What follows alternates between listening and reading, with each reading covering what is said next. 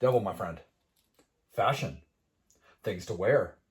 Possibly faces covered, but more importantly, covering up the bodies. Merch. We have that now.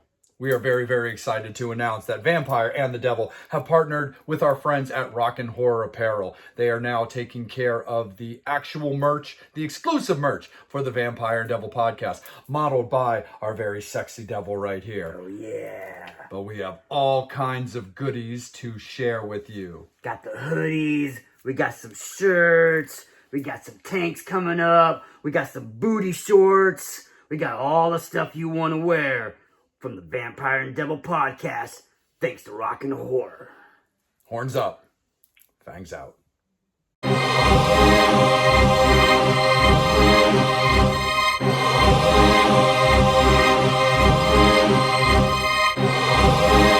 Cheers to blood. Cheers to pain. Cheers to torture. We like to consider ourselves relatively gentle creatures. We make no promises. We make no guarantees. But I'd like to say we might consider giving everybody a fighting chance. But in this episode, my friend, fuck them. Yeah, we're going to talk about some torture. And I don't mean the kind of torture that you're thinking about, like being stuck in a room listening to Taylor Swift nonstop. Although that would probably be the worst torture of all times. But anyway, we're going to talk about torture in horror films. And yes, all movies, theoretically, as far as it goes with horror movies, or all torture movies, no matter what, a killer goes after you and kills you, he's kind of torturing you. You know what I mean?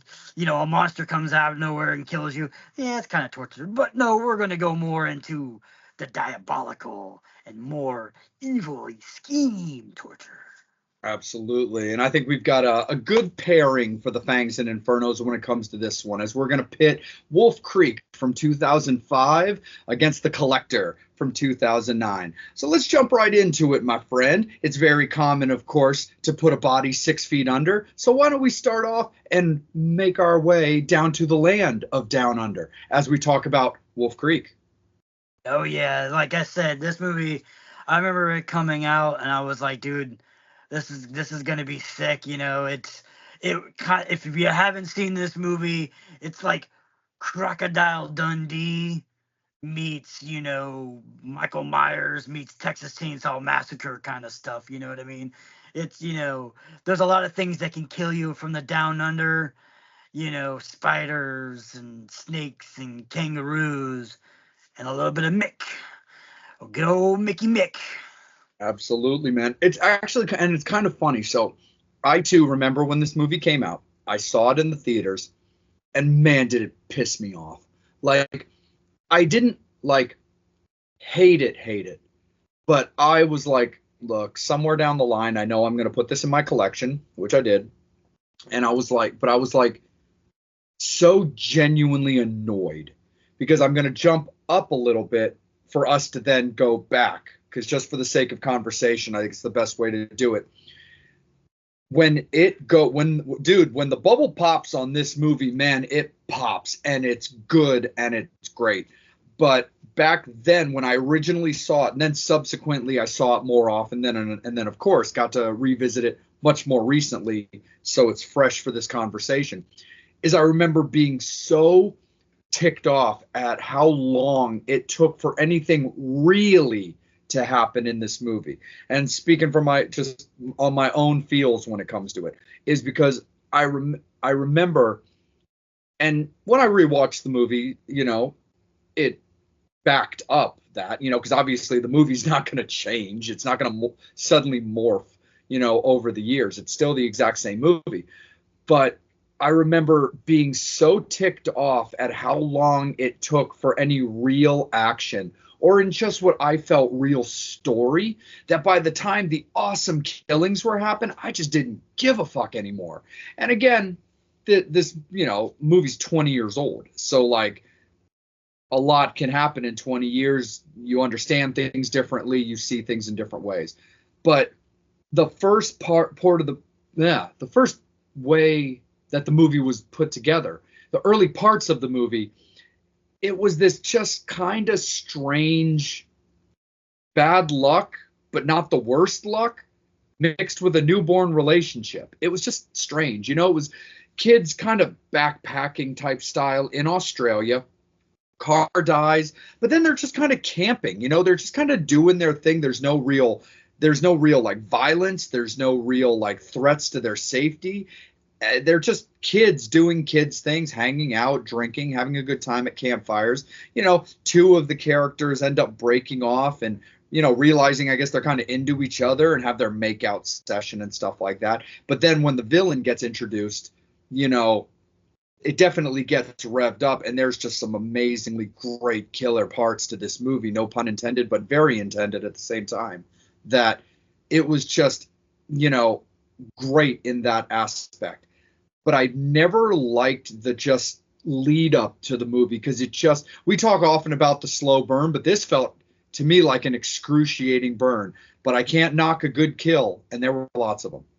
Yeah, I mean, like I said, the way this kind of reminded me, especially because, like I said, this is, Crocodile Dundee kind of meets Texas Chainsaw Massacre kind of feel to it. And that's what this movie kind of has, that feel to it. Because if you watch Chainsaw Massacre, the first one, it takes a while to get into anything. They're traveling, you get the hitchhiker that comes and does a little bit of weird thing, but it takes a while to get into that movie. I mean, in Texas, the guys go to that house and gets finally Leatherface kind of kills, you're already almost like 3/4 of the movie already done already. Right. So it's like, this is sort of that same kind of feel. But I mean, I like it because people, there's two ways to go about it, whether or not you like it or you don't like it.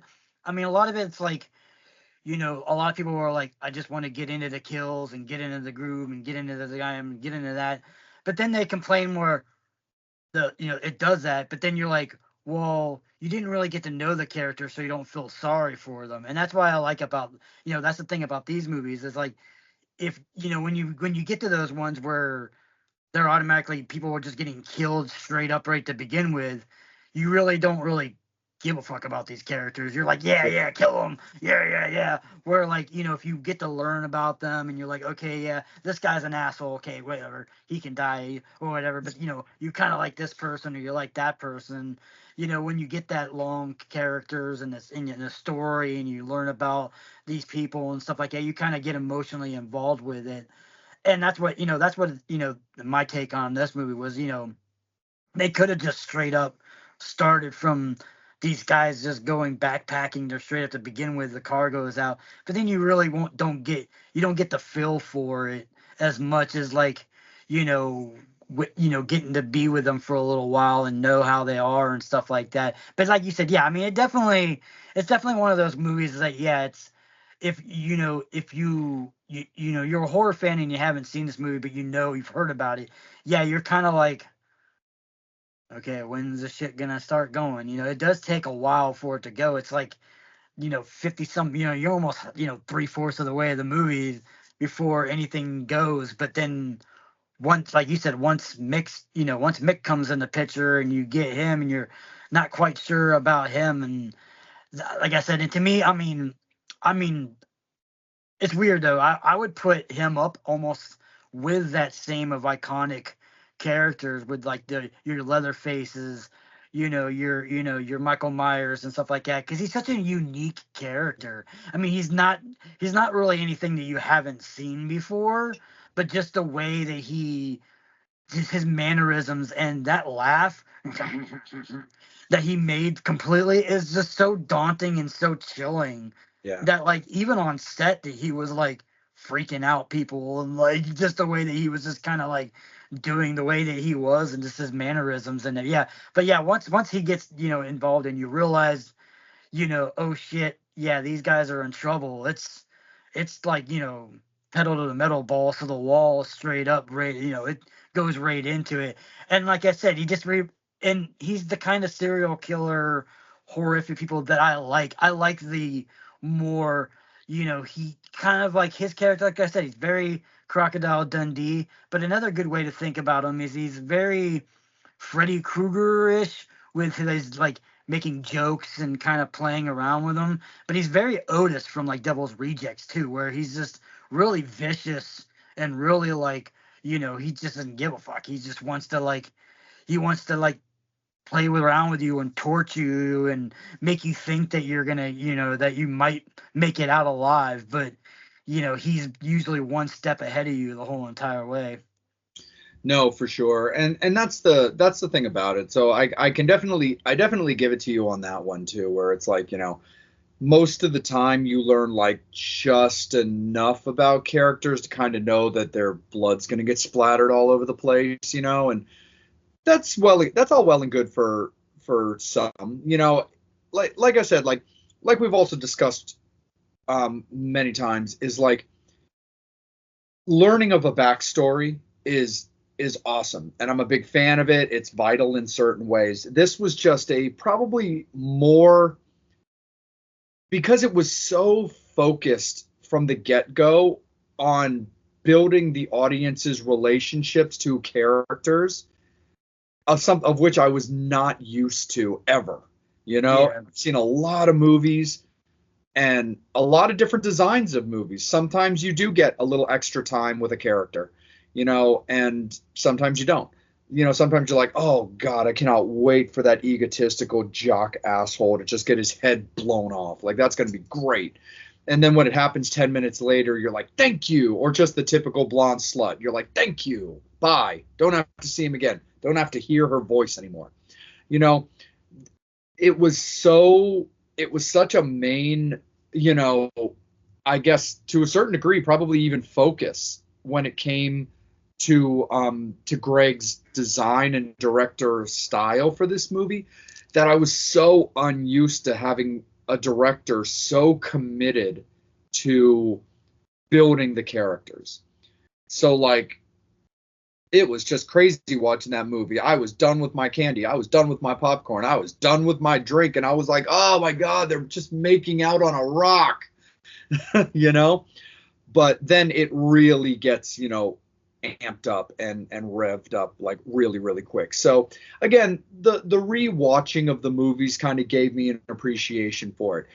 I still don't love the, in my opinion, still slightly exaggerated backstory of these characters. I still think they could have dialed it in to the action about 15 minutes earlier than pushing an hour before it really gets revved up. But again, in respect to the movie and respect to the killer and the uniqueness of this movie, that last 30 minutes, holy fuck, dude. Yeah, I love it. I mean, it's just, yeah. Once you realize that Mick is not your happy to go Australian that's willing to he's no Crocodile Dundee. He's Crocodile Kildees. Kill these motherfuckers. Yeah, Yes, he is. He's Crocodile Kill. Yeah, I just love it. He's just like, when he gets into it, man, he's like, he's got the girl tied up, he's torturing her, he's cutting her up and stuff like that. You realize, the other girl kind of escapes a little bit and then comes back, and that's like, bouncing around a little bit like we are throughout this movie and stuff like that. It's kind of one of the morals of the story that I always joked around with. It's like, if you and your friends are, unfortunately, all kidnapped by a killer that's going to kill you, and you escape, what do you do? And there's always the I'm going to go back and I'm going to try to save my friends. But, like in this movie, and 99% of that time, it doesn't work good for your friends, and No. it doesn't work good for you. You get killed. And then, then you have the, where it's like, okay, what else can I do? I can run, but my friends are going to probably more likely get killed. Everybody's probably more likely going to die. Maybe I won't survive. But that's what I was saying. Like in this movie, that's why I love it. It's like, yeah, kind of, like I said, kind of forwarding towards the end, and then we kind of go back into the, into the killing, torturing stuff.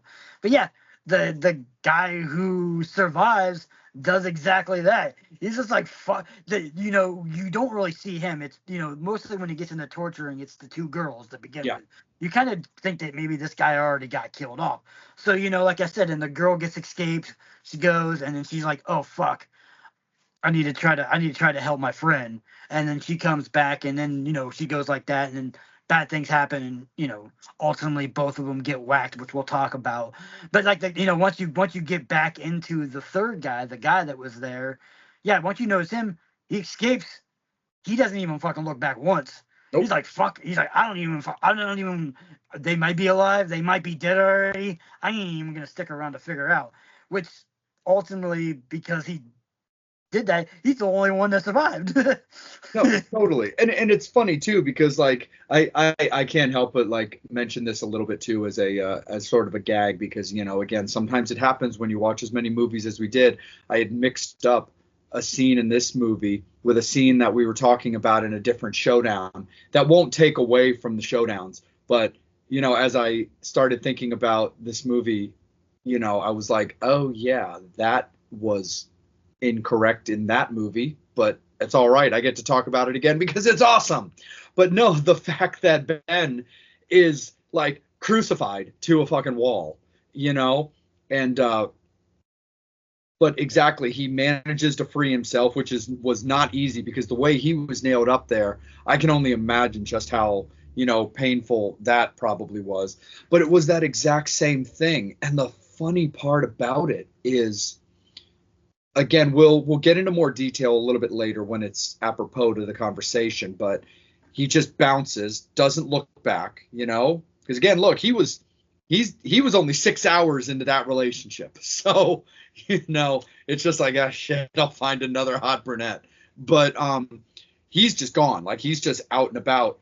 But then ultimately, it seems like he tries to do right by his friends. That almost ends up going incredibly bad for him. But we'll get back to that when it's necessary. But no, when it comes to like the girls, like, that's one of the craziest things for me. And one of the parts that I absolutely love is specifically Liz's character when she's fighting for her life. Because the one thing I love about this movie is the fact that, oh my God, it's, in my opinion, especially for torture horror, this has one of the most unsettling kills and tortures leading to kills of anything I've ever watched. Now, look, we've seen plenty of craziness, teeth being pulled out, bamboo shoots, different kinds of torture, Dario Argento, needles in eyes and stuff like that. Dude picks her up, stabs her in the back, severs her spine, and puts her down, knowing that now there is literally nothing she can do about what's going to happen to her. She can't go anywhere. She can't do anything. She is literally fucked with a capital fucked. Like, and even when I saw it then, I was like, that is terrifying. That is a very high level, well thought out writing. When whoever it came to the design of that scene, I was like, wow, that sucks. That's really bad. And that is terrifying. The idea of, you're already fighting for your life. This guy knows the area better than you. You're just trying to get away, however that may happen. A working car, people that drive by who can get you. Possibly even just simply running for your life for days in a desert and maybe hoping you get lucky with a town. So many different ways in horror cinema has shown people escaping. But the fact that this guy did this to her, and literally it bought him all the time in the world. And that scene is still easily in my top 5, like, moments of just horrific thoughts. It's right up there with, the bleach and salt from Terrifier 2. But that's always been a high level memory for mine in this movie, even before I got to relive it again. I've never forgotten that scene because it's just such a high level of holy shit. Yeah, I like what I think he called it like head on. He's like we call this one head on the stick. Because basically you're basically just a head. You can feel everything. You just can't move. I mean, you're basically immobilized. And yeah, I mean, I love that. Like I said again, she escapes, gets the girl, kind of goes back, tries to gets kind of makes a decoy where it looked like they went off off the cliff with the vehicle and stuff like that. She's kind of go back. She's like, okay, you stay here, I'll go back. And it goes to that, like I said, he's a lot smarter than you think, kind of like guy. And he kidnaps her, and he's like, okay, now it's time for me to go out and try to find the hot little blondie blonde, going like that. And like I said, it gets into one of those cool things too, where it's like, she goes, she's on the side of the road, and a vehicle comes, and you're like, oh God, do not try to wave this guy off. You're probably gonna, this more than likely is the killer in another vehicle. Then you see that it's not you see that it's an old man just driving a vehicle or whatever like that. And you're like, oh cool, man, she's kind of saved. And then all of a sudden, you see a bullet hit his like little thermos cup and stuff like that, and you're like, what? And then he just gets splattered. Yeah, just And it's like just a rains on windshield style. Yeah, it's all over, and it's like it's so cool because it's like even when she was like miles away, he was still like because he talked about like one of his profession was to shoot roos in the head, shoot kangaroos, where they were having kangaroo problems with maybe like livestock and stuff like that. So that he's handy with a gun because you're probably shooting them from longer distances and stuff like that to try to keep them away and whatnot. But yeah, it's just like one of those ones where it's like you're like, fuck, man, he's not even anywhere near you, and all of a sudden you're just like bang bang, and then he's like chasing her in the car and having fun with her, and like just I just love the menacing factor of this, because like I said, it just kind of reminded me of like the Freddy Krueger-ness of it, where he's just like constantly like going after you, but kind of like playing with you the whole entire time too, and just like like making off-colored remarks and things like that, where it's not as much comedy as like Freddy Krueger, but it's still just that like and him laughing the whole entire time, and him just like torturing. You're like, Jesus, man, this guy is brutal. And then like I said, you find out they he's been doing this, for ultimately for like a long ass time. Yeah. But that was like the cool thing about this movie too. It's like, you have the visual of that. It's just it's cool effects, cool like thing. But it's also like just the, them, when they're traveling, they're going to this, this like crater that basically is like, this real crater in Australia where from a meteor hitting.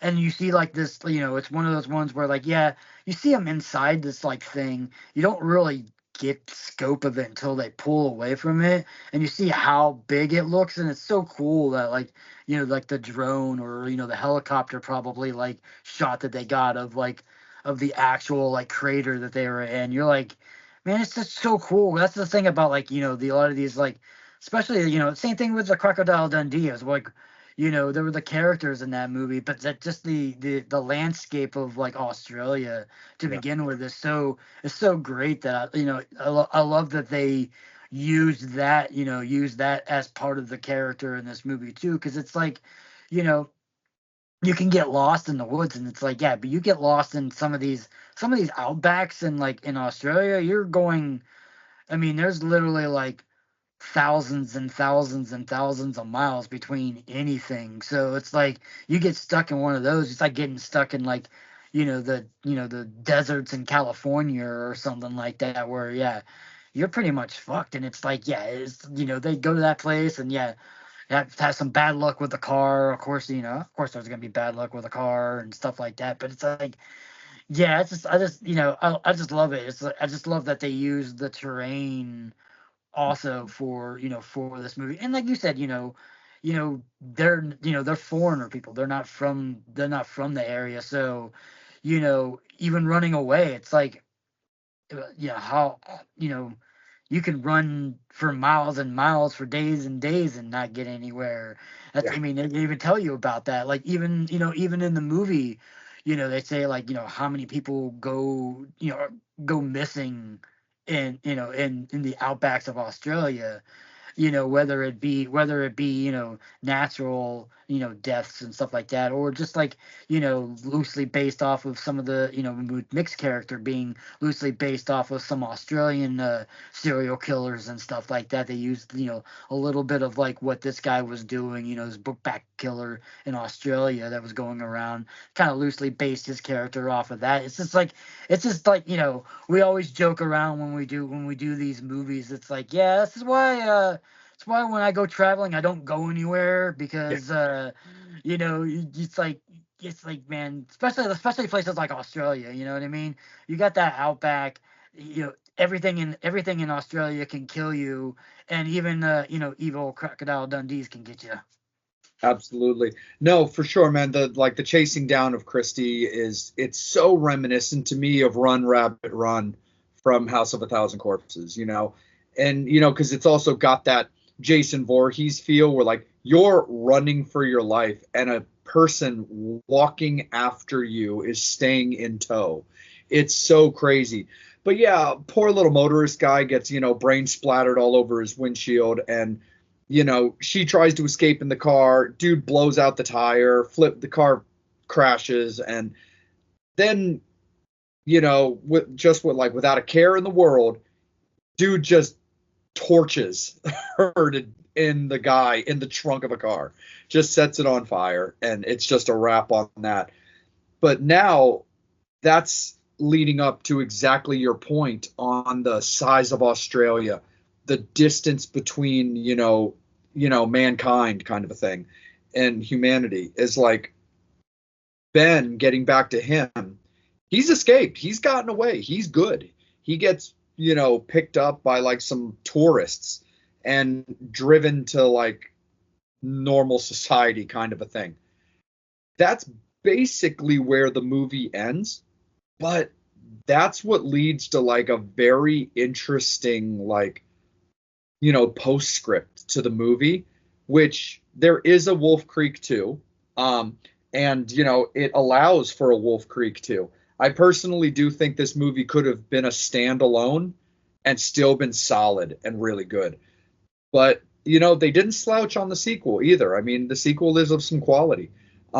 It's not going to be in our category of better sequels, but it was definitely cool. But anyway, it translates into that kind of like, since I already talked about like House of a Thousand Corpses or like Devil's Rejects, that kind of newspaper article type, where are they now kind of thing, where basically the newsprint comes up saying, hey, they searched and could never find any, any remains or anything of Christie or Liz. They searched all this terrain but couldn't find anything. Also, along with the fact that there was no solid location description for them to really do the search. Because while the movie's Wolf Creek is simply kind of where it starts at. When Mick is taking them to fix their car, he takes them like hours in whatever direction he ended up taking them. So the main part of everything is not even in the area that they're most familiar with from when their car broke down. So that's another thing that's crazy there. And ultimately, the crazy little twist is that Ben is ultimately indicted on murder charges for the deaths of his friends. And due to lack of evidence and whatnot, the charges are dropped, the case is dropped, and he doesn't go to jail. But that's a very interesting don't help your friends twist to a certain degree, because like in retrospect, it's like, well, why wouldn't he do this? He would absolutely want the authorities to go after this guy who did these horrible things to them. But to the authorities and after everything, it's like, this guy's a ghost. He doesn't exist. There's nothing to show this guy was ever a thing. So you must have done it. And that's scary also. Yeah. Yeah. Like I said, and like you said, it continues on with like with him, being basically like, he's basically driving in the outback again, and he's going to be able to strike. And like you said, it leads into Wolf Creek 2. I mean, yeah, I feel like Wolf Creek 1 is a better movie, but Wolf Creek 2 is more of like what you were talking about, where it's more straight to the point, straight to the killing. It's a lot more blood, a lot more brutal. I didn't like it much. Now they came out with a Wolf Creek the series. There was a TV series. They had 2 seasons of that. That, in my opinion, is the best. I think it's even better than the movie. I think it was just well written. I loved it. Obviously, Mick came back. The Jared came back as the Mick and stuff like that. And I guess that actor had some issues with some legal issues that we're not going to get into. But he had some stuff, and people were like that. But like I said, I mean, I love it. Like I said, I'm a big fan of the series altogether. And like I said, the TV series they had, the Australian TV series, was really cool. I thought it was a cool, like, sort of like backstory-ish, but continuation of like just his character in general. And you get to see more of like the brutalness, and like this dude is like I said, he's sort of like a mixture between, like I said, Crocodile. I've already seen Crocodile Hunter. I've already said like 9 million times, but also too like a little bit of like a MacGyver guy kind of too, because he's very handy. He's able to do things and knows how to use things very, very well. So yeah, I just like that. But yeah, it was such a weird, that the ending is so weird, because it's like he could have just been picked up and then like, oh, I got lost and that, like I said, and just that would have been a wrap. But then he's like, no, he's like, okay, I'm alive. Let me go and try to tell them about my friends being killed. And then it basically, it almost got, like you said, it almost backfired onto him, which is, it would have been even crazier. I mean, I know he didn't get convicted because, the evidence, and they couldn't find anything. But how crazy would that be if, like, you survive a serial killer to, basically go to prison for the rest of your life for supposedly killing your friends, but you didn't kill your friends. But yeah, it's so weird if he would have been convicted or stuff like that, especially with so many different, back world places and stuff like that, and witch hunting, and we've talked about with it before, with some of the the West Memphis 3 things, and people going after people that, there's tons of, they're not the only ones. There's millions and thousands of people who have been wrongfully accused for stuff. So it's like, to add that into the mix. But then, obviously, like I said, they don't convict him. But like, that'd be crazy. It's like, dude, maybe I should have just gotten killed by him instead, because now I'm gonna be living in prison for the rest of my life, suppose, being this killer. But yeah, I like the way they ended that, and then then obviously, when the credits are rolling, they're talking about how, how many people in Australia are always constantly, being lost, and some are found or some are not found. Some are, they believe that, they got lost in woods or died from that, animal attacks or anything like that, harshness of that. But then again, it's like, in a world like, in a world, especially in a landscape like Australia, where there's so much of that, that's the perfect place to be a killer. Yep. You know what I mean? Versus like killing in the city and doing all this stuff like that. He's out in the middle of nowhere. He could kill you, leave your body, kind of like, do things, and then leave it where it looks like animals attacked you, or, so, or like, not, or even just putting you in places that they'll never find you anyway, because there's so much terrain that there's no way that they're going to find you anyway. So just that too is like kind of even creepier, that like, yeah, he could kill millions and millions of people without anybody ever, or without, maybe not millions, but like, hundreds of people in this terrain, and no one would ever know. Just like leave them on the Until you side get of that the one road. guy. Yeah, Yeah. until you get that one guy that escapes, then maybe you might get you might get a little lucky with that, but that's basically the only way he's gonna get caught is like from somebody like basically escaping and maybe remembering some kind of like landmarks or stuff like that. But I like how he just his camp is like in the middle of nowhere. There's no you can't say okay it was like I saw this tower or like this thing like that. It's just this backwoods. Yeah, like the fact that he could just kill people and just leave them on the side of the road or under a tree or just chilling against a rock, you know? And the likelihood is they still won't get traced back to him is just absolutely insane. But Devil, my friend, let's get to the obituaries, my man. Your movie, you start, dude. I mean, I know that you're quite high on this movie. I enjoy it as well. Although, like I said, there are a couple of things that took me a little bit to kind of like ease into a little bit. And while certain things I don't overly love, still, I can't deny an overall quality movie with a really, really great killer. But I know you're high on this movie, my friend. But how do you break it down and where do you rank it? Yeah. For me, like I said, to me, I mean, I love this movie. Like I said, I'm a huge Crocodile Dundee fan, so I'm really, really into like the whole Australian outback. I love the Australian accents and stuff like that. I love him in this movie. Like I said, I put him up there. Like I said, I put him up there as like this iconic character. Not necessarily for what he does, but just the way he is. The way, like I said, that laugh is just like so chilling and terrifying. And like I said, and it's like, yeah, there's Leatherfaces and there's Jason and there's these ones, but there's it's more to me it's more horrific or more scary when you have somebody who's oh, could be a real person.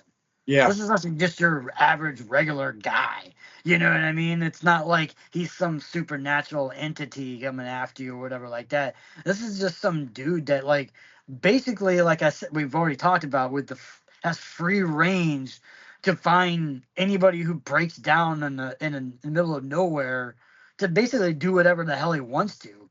You know what I mean? Like he could torture the shit out of you. You could scream all you want to. There's nobody coming to get you. He's basic, and you could tell like when in this movie when she's when the girl escapes and comes and starts looking around, he finds like hundreds of video cameras and whole bunch of these like all these things that he's taken from these campers and people that he's killed. So you can definitely tell he's killed like hundreds and hundreds and hundreds of people and can continue doing it because he just has basically the free range to do it. He knows how to survive in that terrain and he knows how to stay ambiguous and stay under the radar and not go into these bigger cities and or places that have a little bit more population and stuff like that. So as I said, to me, I mean, I've always felt this movie was I've always loved it. Like I said, it was on those lists of like movies when we talk about going places and stuff like that. It's like, man, there's a couple things in life that you don't do, man, and one of them is going to Slovakia with Coastal, and you don't go to Australia because Wolf Creek is gonna get you. It's just one of those. Like I said, to me, those things are more scarier because it's more, even though it's still fantasy and it's still a movie, it's based on somewhat more of a reality. Things that could happen. That shit happens all the time. People kill people all the time, especially like I said, when you got that much of open space. So to me, I've always liked it. Like I said, yeah, I mean, it does have that little bit of, slow to get into it, and then once it gets into it, I mean, I gotta agree with that. I wish, if this movie's an hour and a half, I wish we had an hour of killing more people more. Then I would have liked to have had a little more time with Mick because he's such an awesome character. Yeah. Which is, they don't know, as that, people are gonna, navigate towards this guy or not. Hence the reason why in Wolf Creek 2 you get a lot more of him. That's you get to see Mick a lot more. You get those things.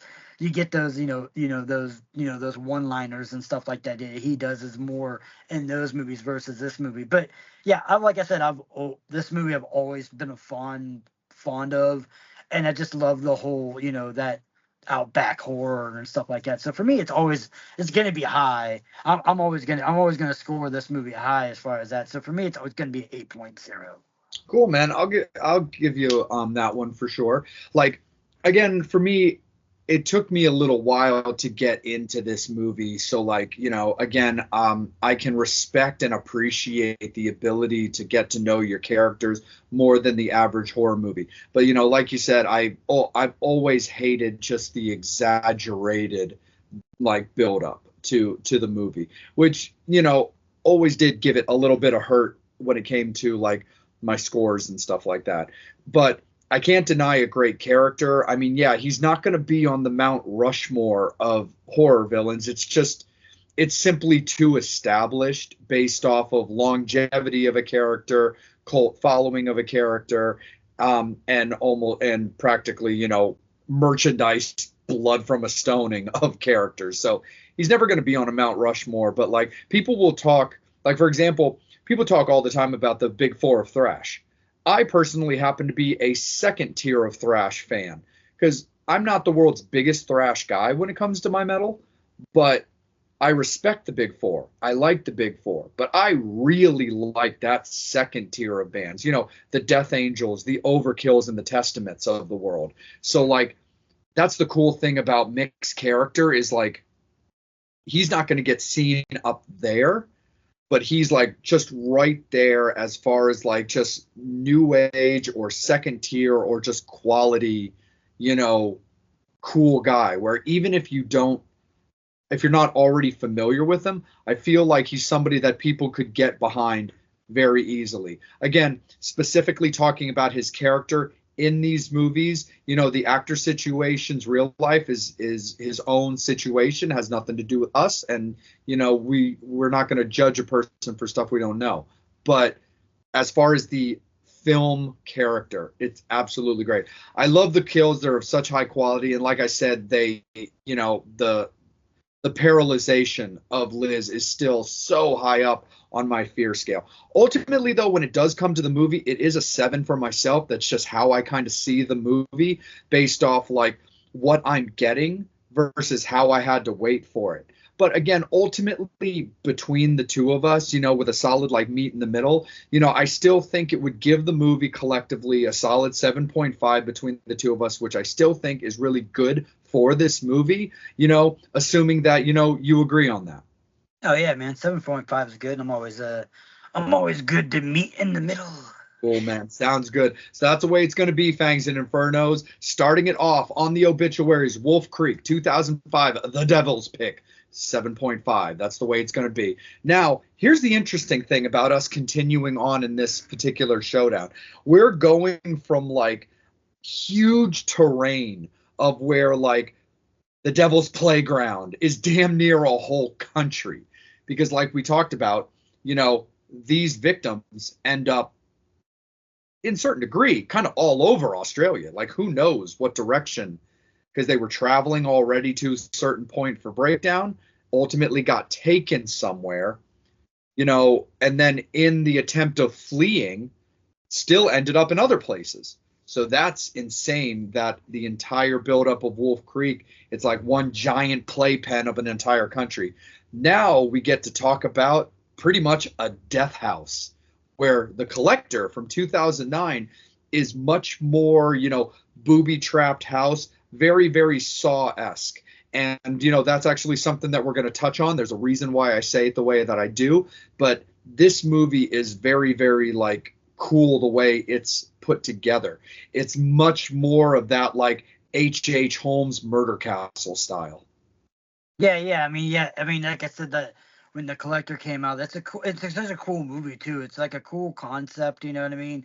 Where you get the main character, he's like helping this rich person's build like security for the house, and they're doing this, and he's doing all these upgrades, and there's a the bug guy that's spraying and stuff like that, and just and like Wolf Creek too. I like it where it goes too, because you get a lot of the backstory too. You find out about the character, you find out about their backstory. It's not as elaborate of a backstory as Wolf Creek. It kind of gets to the point, which I like about that. This movie where it's like you have the main character. You find out that his wife owes money from a loan shark, and he's trying to figure this out, and he's like, okay, well, I need to make some money real quick. Well, I'm going to do a job for this person. This guy's got this big diamond or something like this jewel in his house, so I'm going to break into his house. And it's like, you typical. Okay, you think that it's just going to be when you first watch this movie and you haven't seen it before, you're like, okay, this is going to be like a weird, just a, breaking and entering kind of movie and stuff like that, which it kind of starts off with to begin with. He's in the house, and he's trying to break into the safe, and he hears somebody, there happens to be like one of the stairs, there's a step that kind of creaks, and he hears that, and he's like, okay, maybe somebody else is still in the house, because these guys are supposed to be gone on vacation. So he's trying to figure out that. And then and then you realize that, oh shit, yeah, like you said, it's this like trapped death house, and there's he's stuck in this house with this killer.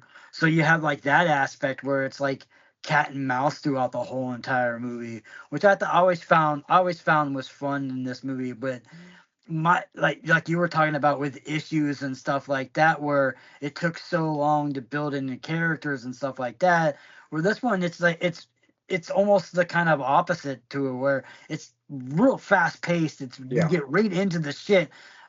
But that's also a part that I don't really quite understand nearly as much either, is the fact that this guy who's breaking into the house, the guy, the main character in this movie, he literally is just working on the house that day, goes off and tries to go and finds out that, he's trying to help his wife pay off her loan shark, needs to find out that, so he goes back to the house that night, and within 12 hours, this house is fucking booby trapped to no existence. Like, that's the only part of this movie that drives me crazy. Is like, I mean, at least whenever you're watching Home Alone, you kind of understand why some of these traps are working, because he's making them.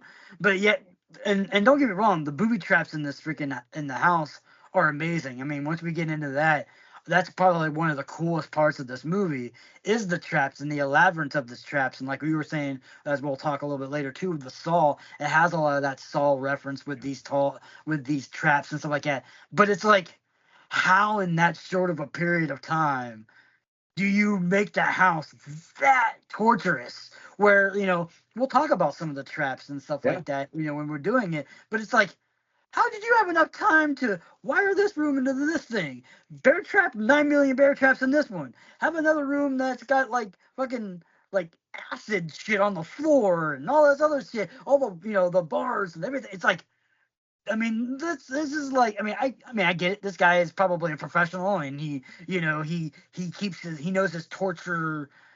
His torture 101 is 100%. He's the master of the devices. But I'm like, yeah, the amount of time that would take to set all that shit would have been like weeks later. Which that was the only part of it's literally the next day. I can understand if it was a couple days later, and then he goes into this house, but it's like such a short period of time, which always kind of like was like, what? No, you're totally right, Devil, because the thing that's funny about this movie too is like you lose people like really, really fast. And like if you're watching this movie at home, for example, and you get up to go pee or get another soda or grab a sandwich or something. I'm not, not something where you're losing time because you're making the sandwich, but grab something out of the fridge or whatever, and you don't pause. Even if you're only gone for 2 minutes, you can like lose a person and then like 30 minutes later be like, what the fuck happened to Mitch? Like, where's Christian? Like, and realize like 40 minutes ago you lost that person, because like the bear trap closed on their head and like it's a wrap on that, and you're just kind of like, wait, holy shit. When it comes to the length of time needed to put a house together like that, I'm definitely with you on that. It's a little weird because, like, again, because it's not explained, we can't really say, where it's like, well, was this house already still kind of set up this way in maybe a minimal aspect? before handyman guy came in to kind of like tweak things and fix things up a little bit, where maybe they're already things that were, you know, already kind of set up and just needed, you just needed to set the spring, or you just needed to sprinkle this, or you just needed to add in the nails or something like that. But again, with that not being explained and not even really being touched on, even in a way, because the thing about the Collector character is you're not given any backstory on that person. So you don't know, hey, this guy used to be a military mechanic, or this person used to, defuse, bombs, or, maybe if we knew that the character had some type of like engineering background, even in some way, it doesn't have to be obviously, PhD style, but if we were aware of this character's potential engineering history, it might be a little bit more understanding, like, okay, he can do traps about halfway through to where they're not going to react, they're not going to do anything until they're finished off, or like I said, the springs are attached and the I's are dotted and the T's are crossed, for lack of a better term. Yeah. But we never get that. So I mean, but to innovate with that, yeah, though, which makes sense. But then in this movie, you really do get all that. The guy is in the house. You see, he's upstairs. He sees the wife in the house in the mirror and stuff like that. He goes into the room with the little girl eating doing the tea party and all that. You see all the rooms that later on are all trapped, don't have no traps in them at all. You would have kind of noticed shit would be like that. So, like, in theory, he had to have set all this shit up in a matter of a couple hours. you're totally right. Like, you definitely are. I just mean, like, yeah, it's tricky because it's different strokes for different folks, and I'm definitely with you. It's crystal clear where you're coming from. It's just, like I said, it's just that little bit of like, I just kind of wonder, where of course, like, the things that we're about to talk about and the traps that are doing away with these people are definitely elaborate. And because there's no reason to believe, though, that there's secondary rooms where it's not like dudes wheeling all these traps in on like a flatbed, doesn't mean he's not, doesn't mean he doesn't have it set in a way where he can get things in quickly. But that also doesn't change the fact that this movie, though, is set up as a one-man job, where we've referenced Saw multiple times, and we're about to get right into the reason why. But ultimately, when it comes to the history of Saw, is John had a lot of helpers. His hands were in so many different cookie jars that there's more of that ability. This guy, like you said, which you're 100% right on, is a solo cat. So the realisticness behind a dude getting all this set up in half a day by himself, it's not overly believable.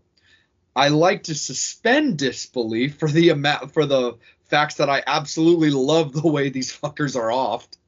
So I like to suspend disbelief because of, like, because, dude, the juice is worth the squeeze. But I'm definitely with you on that, because you're super not wrong in the way that it shows the kind of cockpit, surveillance camera thing of how the rooms are safe to a certain degree, and now suddenly they're not.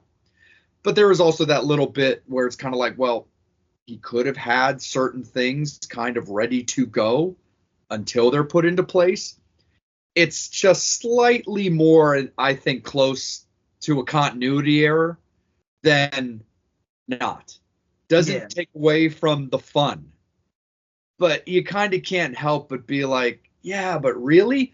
Versus in Saw, you don't have that argument because it shows ultimately how it gets done. And it's all explained. Collector, not so much. Yeah. And like I said, and the other thing about this movie that I really, really digged, even though, like I said, I feel like it played a little homage, was the mask. the way that Yes. he did it. It's very Nightbreed, So nice. Dr. Decker looking. But I love the way that, like, in the movie, it's like a very almost very pitch black kind of reminds me, because his eyes are glowing throughout most of this movie. So it's like wondering if this guy's got some kind of like, he made his eyes kind of more of a night vision, so he can kind of see a lot better at night versus, in the darkness than, that, because the way that the camera hits his eyes all the time, it just has that kind of feeling of like how pitch black, where, he paid to get his eyes done that way. And then, like I said, this guy, might have not done that same extent, but to that level where he's trained his eyes to basically, be more nocturnal and being able to see in the dark versus that. But yeah, they're definitely, definitely very, Nightbreedish as far as like that. But like another thing, that I liked about this movie too, which, has no explanation, but then does have an explanation, was like, whenever the guy breaks into the house, and he's going there at night and almost gets mauled by a dog. And Yeah. you're like, wait, wouldn't this guy know that the house had a dog? Because that's the first thing you were thinking, is like, it would be this house dog. But then you find out, later on, when the police come to the house because of a 911 call, and he gets a little too close to the dog, and the dog goes after him, attacks him. You find out that the dog is actually part of the collector. And then you go back and, once you see that he goes, he basically snaps and he stops the dog from doing what he needs to do, attacking and stuff like that. And he's just like, oh, the dog's with the collector. That makes sense. And then you go back to remembering when the dude broke in the house and got that dog, why he kind of was like, kind of taken back for a second. Because you're like, wouldn't you already known that that's the guy had a dog? Because like, I love that little subtleness in that, which was always really, really cool. But yeah, I mean, it's got, like I said, it's got a little bit of the backstory. You have the house, and the previously you get to see this guy, like, breaking into the house, and they use him as far as this box that's really cool that plays into that. But but like, yeah, like as far as the traps, like I said, we've already gone over the disbelief. Yeah, I'm cool with the, disbelieving that he could do all that in one night, just because of how cool these traps are in this thing. It's just a lot of cool things that you don't really see. Like I said, the acid kind of like, liquid on the ground that's eating the books, and then, obviously had a scene that Miss Vamp probably didn't like, with the cat being stuck into it, and then him trying to help the cat, and then the cat getting his head chopped off. I'd have been fucked if I watched that movie with Mrs. Vamp. But yeah, you had that, and then like, you have the mother, the wife, trapped in the, she's in the tub, and she's got all this kind of torture devices towards on her and stuff like that. And that's just like, that's the thing in this movie. This guy is, he's, like I said, he's ultimately a bad guy that's breaking into this house, but then he ends up becoming sort of not the bad guy, because there's a bad guy. So now that he's kind of like not the bad guy anymore, and he's like, he could have just broken, took these took that jewel and just left and said fuck that family. But he's just like, okay, maybe, then again, like we just said, when it came to Wolf Creek, sometimes it's better off not being the hero. And that's what I like about this movie. He does all that. He's like, he's helping the wife. He's like, hey man, you need to shut the fuck up, man, because we need to get out of here. Of course, she's like, runs off and like doesn't listen to it. People never listen to people. Again, the daughter comes home and he's like, oh, he's telling her, and she's like, oh, and she gets killed. I'm like, man, any of these bitches will ever listen? You know what I mean? But then, that's what I like about this movie too, is like, you have like that, just like in Wolf Creek, like I was, alluding to with the escaping, this guy gets out of the house, finally gets out of the house. He's free. He can go, and he's got this jewel. He can go save his wife and his child from the bookies and the loan sharks that are more likely going to kill his wife because she owes an extravagant amount of money.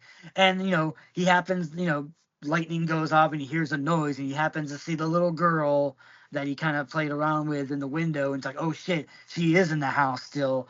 And he's like, okay. And ultimately, what's he gonna do? Is he gonna run? No, he's gonna go back and he helps out, which, in his detriment eventually, as we get later on in the movie, it hurts him. But the cool thing about that, if you guys are into stuff like that, you can actually find a deleted scene that was actually made where he gets to that scene, he comes out, he sees the little girl, gives her the middle finger, and then leaves, and that's how the movie was gonna end. They made like an alternative kind of ending where I love that. It was just like that. Yeah, fuck you can you. I'm gonna leave you to the collector, and I'm gonna go and save myself. People aren't gonna do that. It's like it's like when you go, you're watching a horror movie, and it's like, okay, I can go the left or the right.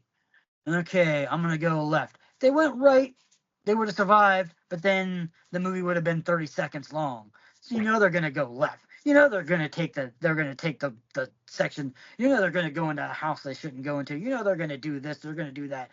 People are stupid in horror movies. If people weren't stupid in horror movies, you wouldn't have a horror movie very long. If you had all smart people, the movie would be like 5 seconds long. So you need that. You need the hero. You need that guy. He wasn't stupid. He was just like, let his morals come to him where he sees the little girl. And of course, you know what I mean? He has a little girl, so, it's playing on that. He's like, eh. But like I said, to me, I'd have been like, fuck it, I'm out of here. No, for sure. Because that's the thing that's also really funny about Arkin's character is because, like, he escapes. He's good. And then, like, he sees Hannah and he's like, oh, damn it. And so he goes back in. And then and you're just like, ah, dumbass. And then there's a little bit of like comedy to it where it's like you kind of think he's like, yeah, but I can get this motherfucker. I can be the hero in the big picture by getting this dude. So I'm going to set a trap for the collector. I'm going to, give him a taste of his own medicine and be able to like save the day or at least just put an end to this horror. And he sets the trap and he's ready to take out the collector and boom, he kills Larry. And I'm just like, what the fuck, dude? It's kind of like that old saying, like, can't bullshit a bullshitter, Yeah. And it's like you're already in this guy's murder house. Like, he's going to know everything about where things are placed or what space would be open and safe that might not be. He's going to know, like, how to look at things and whatnot. He's like, wait, I know what's in that room. That room has a TV and an aquarium.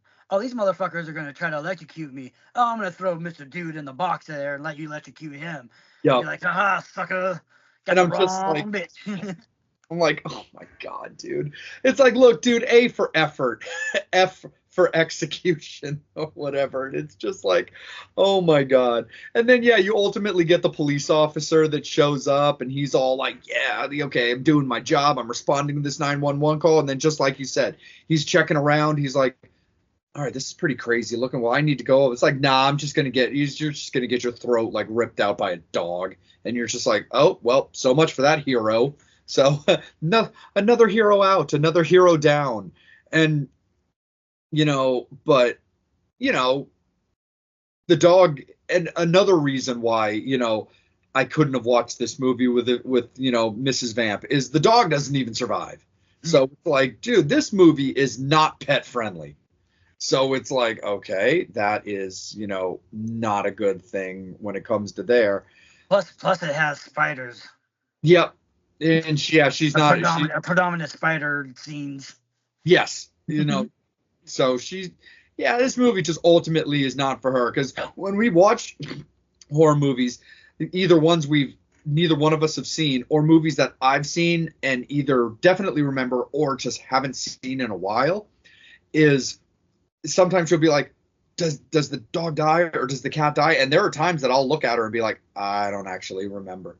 Like, I remember the very first time that we ever watched Toxic Avenger. I had completely forgot that a dog ends up on the wrong side of a shotgun in that movie, and she loves that movie with me. You know, we're big fans. You and I have talked trauma many times, but she absolutely has to turn her head or close her eyes, plug her ears when it comes to that particular scene. So yeah, The Collector is definitely not a movie that I would ever put on Mrs. Vamp's watch list. And as we kind of like break things like down and kind of make our way towards the climax of this movie, the one thing we've been, hinting at the Fangs and Infernos about as far as some history of this movie is loving the fact that The Collector feels very like Nightbreed-ish. This movie was originally being written and crafted actually as a prequel to the Saw series, which is why we kept kind of hinting at it. But then it ultimately ended up just staying as its own franchise because it's got 2 movies currently and it's about to have a third. Yeah. It's cool. It's like I said, I mean, it's one of those ones too where you're kind of like, it gets to the end, he gets it, he gets the girl and her out of the house. The cops and the ambulances are coming because obviously they're trying to figure out, okay, our one police officer is not responding, so something might be up, so we're gonna send the cavalry and stuff like that, and they come, and all this crazy stuff, and you kind of feel like, oh yeah, he gets put in the ambulance. He sees that the little, he sees a little girl kind of getting picked up, and he thinks it's the collector. Then you see that it's not. It was in his mind. It was another police officer that got her, so she's safe and all that. He's in the ambulance. He asks the guy like, "What time is it?" And he's like, a minute or two before midnight. So he's like, "Oh, sweet, yeah, man. Like, I'm gonna be able to, I gotta be there by midnight, so he's like, hey man, can I use your phone to call my wife? And and then all, you think everything is gonna be peachy keen, you're gonna get that Wayne's World happy ending. Yep. And then all of a sudden, wham bam, thank you ma'am, the collector's like, nah, not this is my movie. That's why it's called The Collector. It's not called the Arkin movie. It's not called the guy, the jewel thief. It's called The Collector. And I'm gonna beat this shit. I'm gonna hit this freaking car, and it's a really cool scene. I love it. I love the way that they shot it because, Yeah. Obviously, when you're in an ambulance, you're especially when you're completely injured, you're gurneyed to, you're strapped to the gurney and all the straps and stuff like that, and you have the guy when he gets hit, the ambulance is flipping, so the police officer, the not the police officer, the ambulance, EMT guys in the car. Flipping around, and he's just kind of going like this, and because he's stuck in there, and then all of a sudden, he's like, oh my god, help out, and then Collector goes, you know what, you really pissed me the fuck off, and you made me kill Larry over there by electrocution.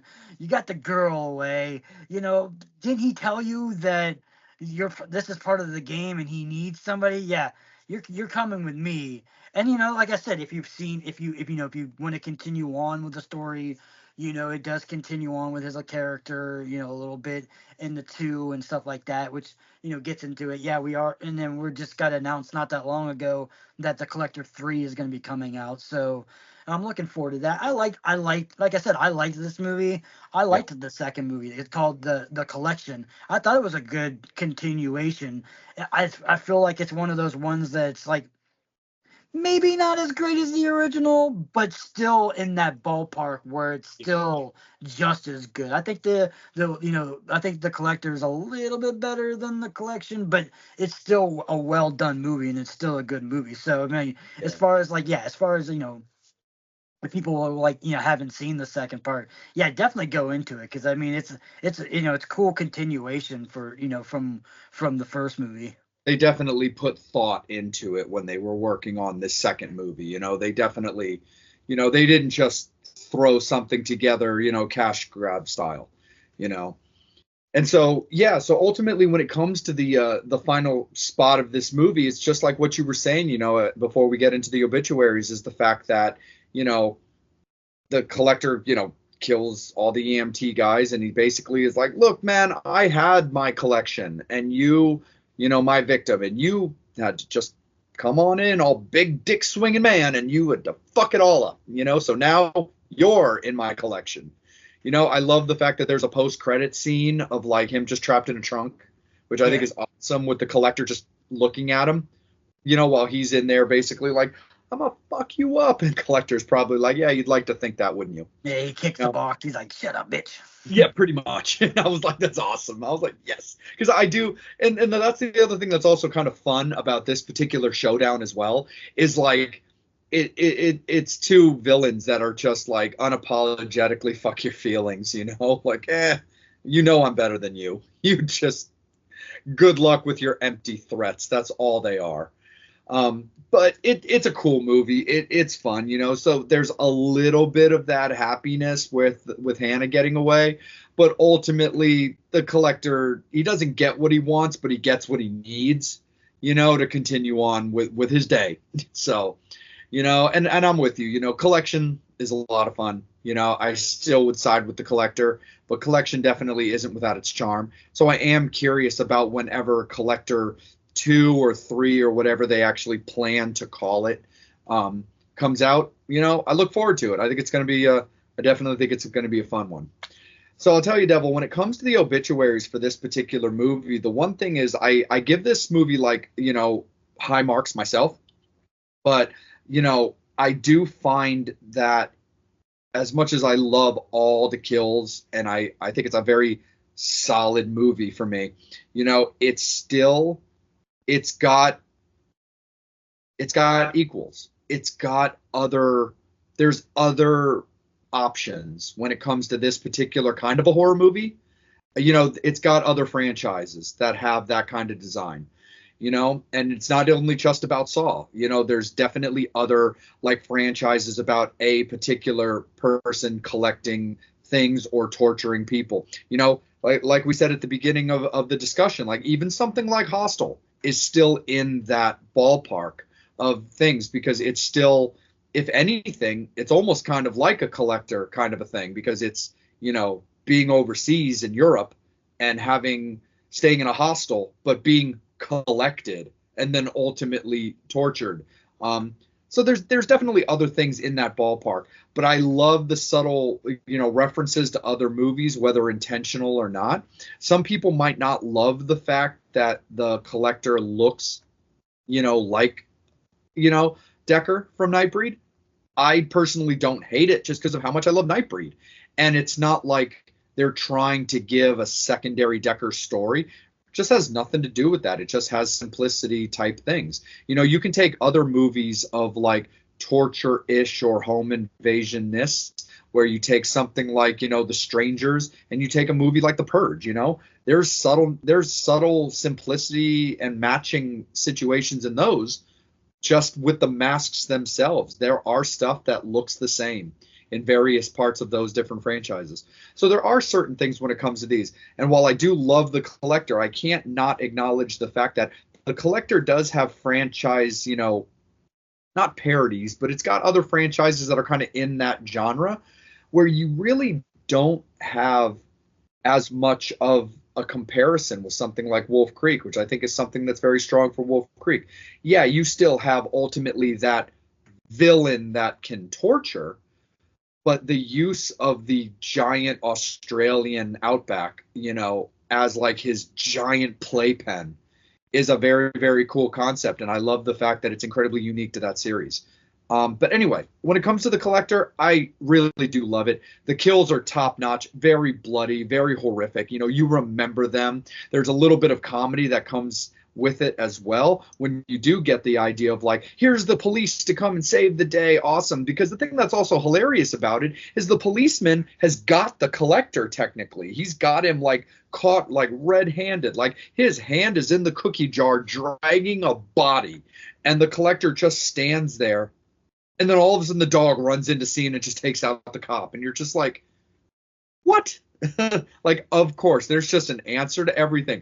Where the only thing I felt would have been hilarious to add in that scene, if you wanted to touch a comedy, would have been maybe the Collector just looking at the dog biting the police officer and just shrugging. Just being like, and then going off, dragging the body. I personally think that would have been kind of hilarious to like slide in there. But it's a really cool movie. I love it to death, but I can't go super crazy over the top because I do feel like there's different options for different kinds of murder house type horror movies. But I do still give this high marks, and I like it at a 7.5.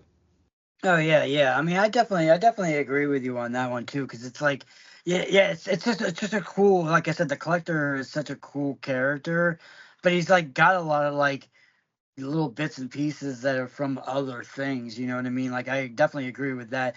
Like I said, with the the mask obviously being very Dr. Decker, very very Nightbreedish. The knives kind of reminded me of like Danny Trejo's character and Oh, like Betty? well not Machete, well sort of like Machete, but when he was in like what the hell was shit, like Desperado and all that, Oh, where yeah, he's the knife throwing guy, where because like right. throughout this movie he keeps on throwing those knives and stuff like that, and even in the movie he keeps on checking the knife in between his hands and stuff like that. You like, and it's pretty cool too. I love the weirdness, subtleness of him too, because like he's got his black gloves that are all bloody, and he takes them off to reveal more black gloves that he's wearing. So it's like, dude, how many pairs of black gloves is this guy wearing? And just the little cool things, like like even like one of the traps that are not really a trap, but it's sort of a trap, was the way he locked the door, and it was like a weird deadbolt where it's a hole Yeah. and you can't open it without like almost like a drum key. It's very like that, like the key is very very like that. So it's like just that part of it was kind of cool too, where it's like even that it's like, Jesus Christ, you can't even get out the door, you can't even like try to get his keys and stuff like that, because it's such a weird. I just, yeah, I love all that and stuff like that. And like I said, I love the fact that it's very bloody, it's very gory, it's got that it's got that stuff like that. It's got, like I said, the traps are all really really cool.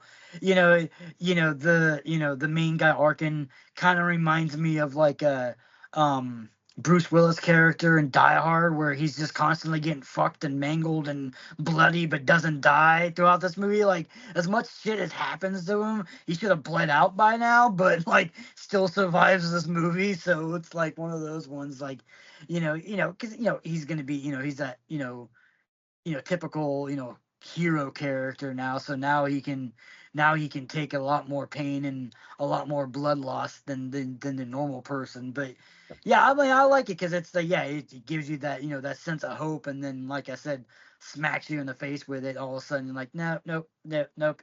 The bad guy is gonna win, which you don't get too many movies where the bad guy wins a lot. So I mean, you get it, and which is cool about both of these movies, because theoretically both of the movies, both the bad guys win.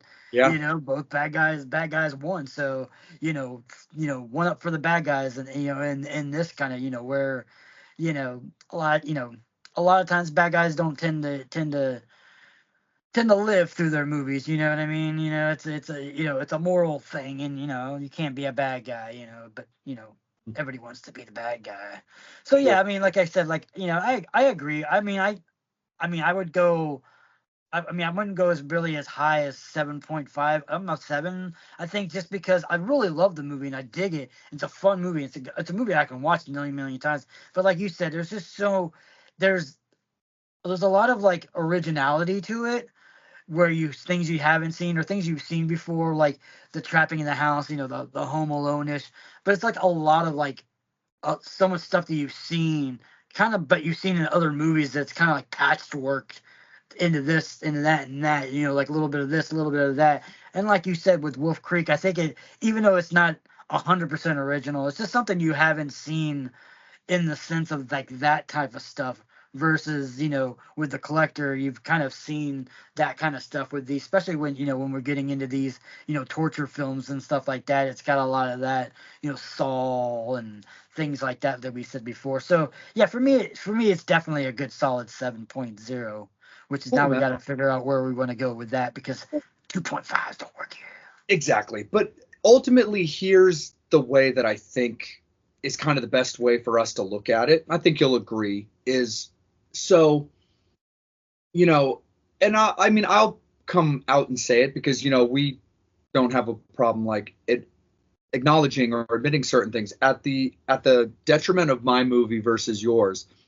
Ultimately, I think it doesn't really matter where we sway. So I'm down to rock a 7.0 with you, because here's ultimately the part which basically we've already kind of put it out there on Front Street. If we decide to swing Collector to a 7.5, we end up with a tie. So we have to discuss.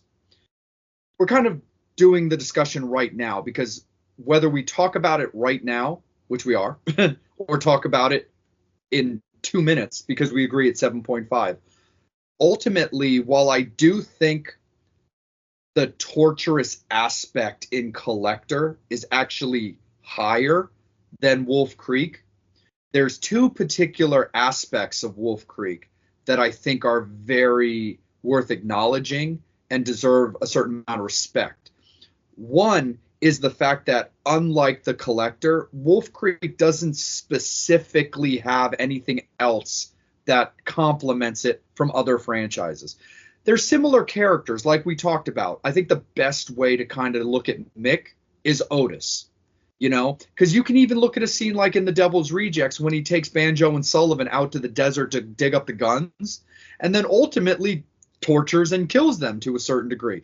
More so Banjo than Sullivan, because Sullivan, he pretty much just kind of took him out with that, the shot to the throat.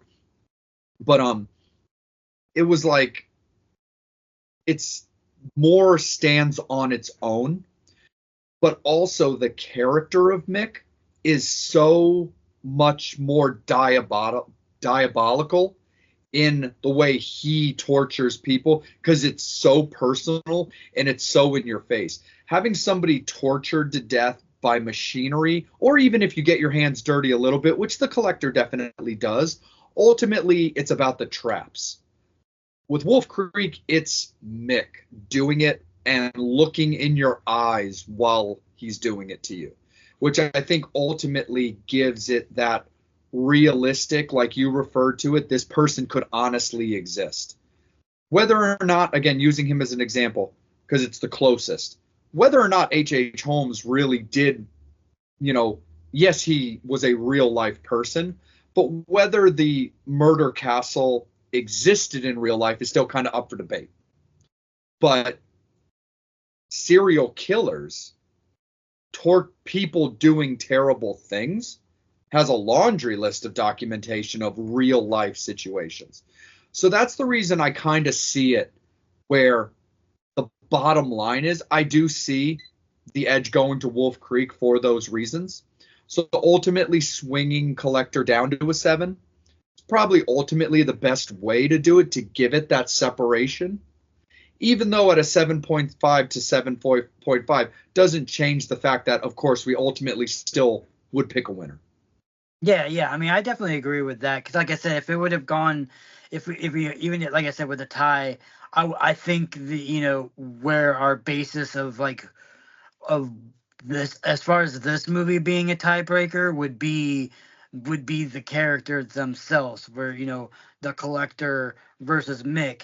And like I said, even though the Collector has that cool look, it's just a very look that's already kind of been done before. You've seen that look before, with the Decker mask, that various like that, or just masked villain, the master thing like that, yeah, for the whole thing like that, and even just that look with itself.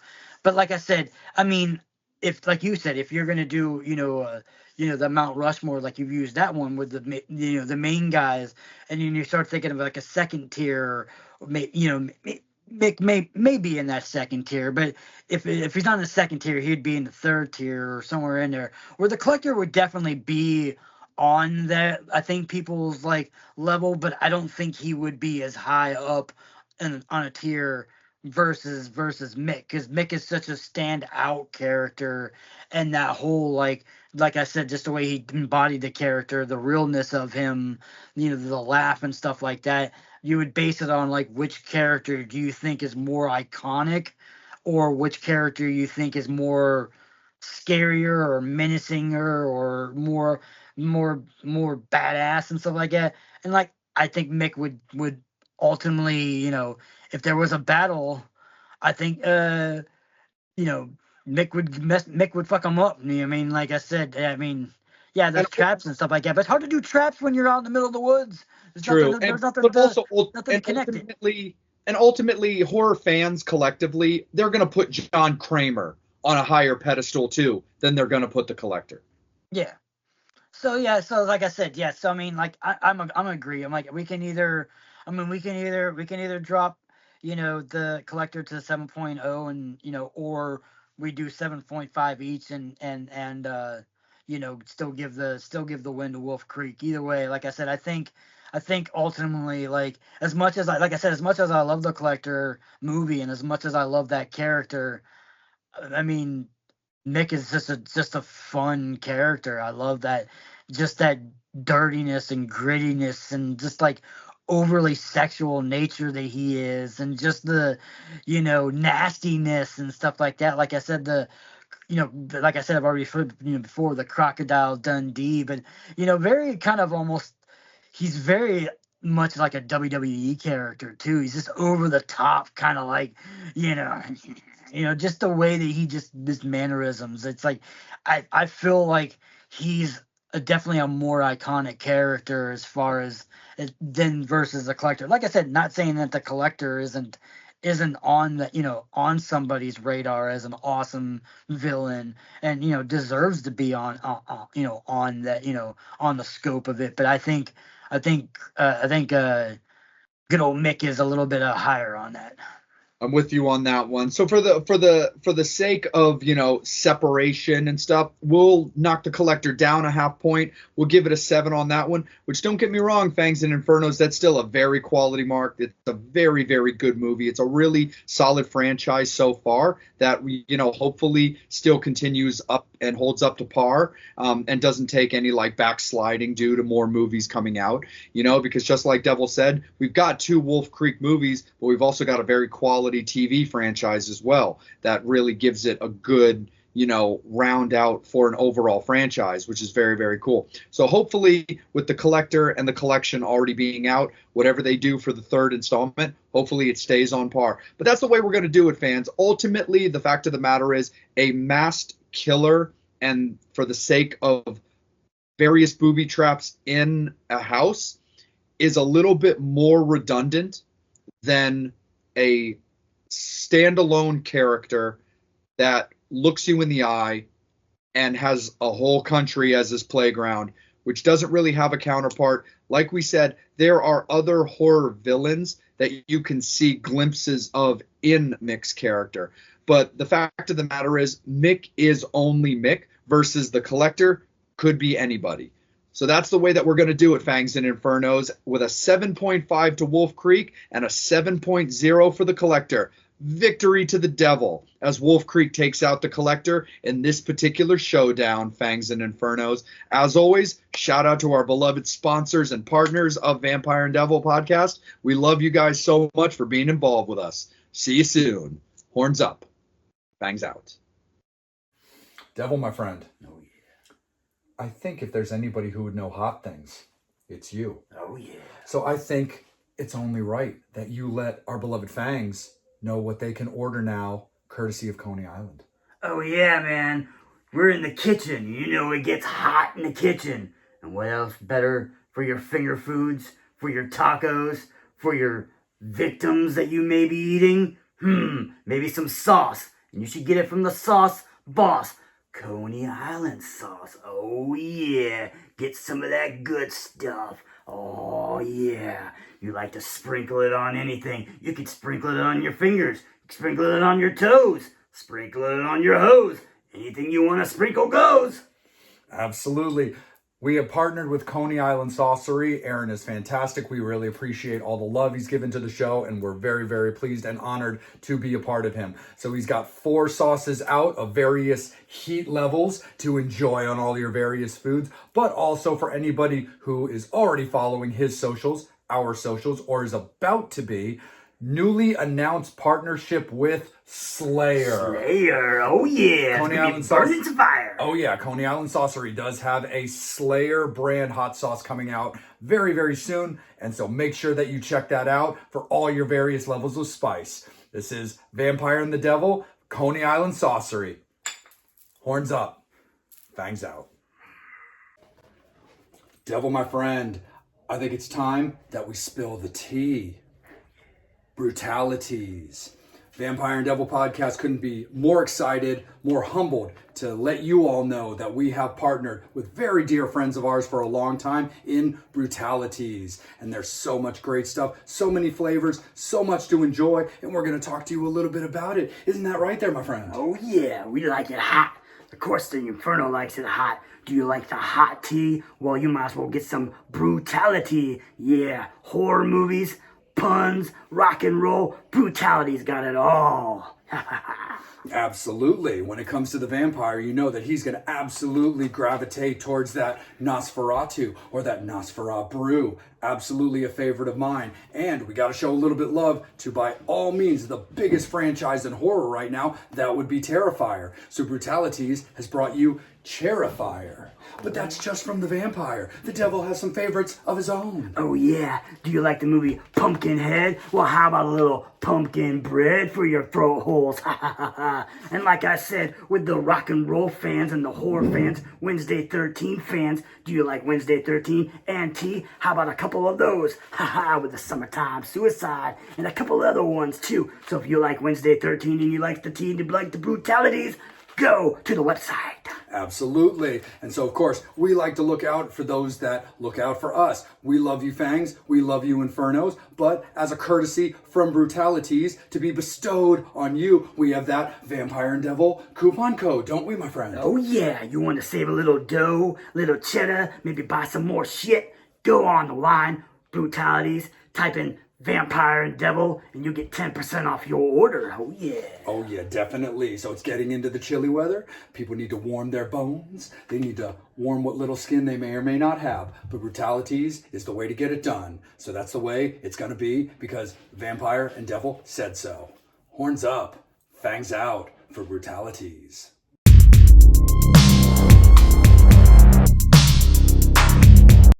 Hey, it's the devil here again, and we're about to talk about those 90s horror comedies. Ooh, yeah. This time we're going to talk about 1993's My Boyfriend's Back. Ooh, yeah. My boyfriend's back, and he's gonna be some trouble. Have you seen this movie? Oh, yeah, it's got it all. It's got camp. It's got crazy shit. It's got zombies. It's got boyfriends coming back, obviously. You should go and check it out, because it's part of the 90s horror comedies that we all love. What are we gonna do next? Maybe you'll have to see. But you should check out My Boyfriend's Back, because if you don't, the devil might come and see you. Devil, my friend, we got a problem. It was you. I know it was you. You did it. You did all of it. In fact, you always do it. And now it's Vampire's Revenge. How you doing there, my friend? I think it's about that time that we go into some revenge, some getting payback, some of it violent. I take that back. How about all of it violent, my friend? Oh yeah, it's like, these kind of movies, whenever you're watching horror movies, I mean, at least from my perspective, I've always been, for the killer. I'm always rooting for the killer.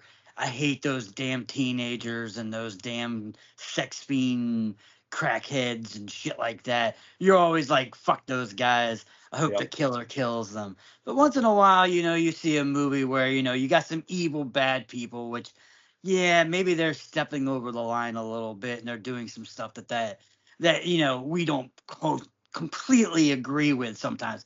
Killing somebody is one thing, you know what I mean?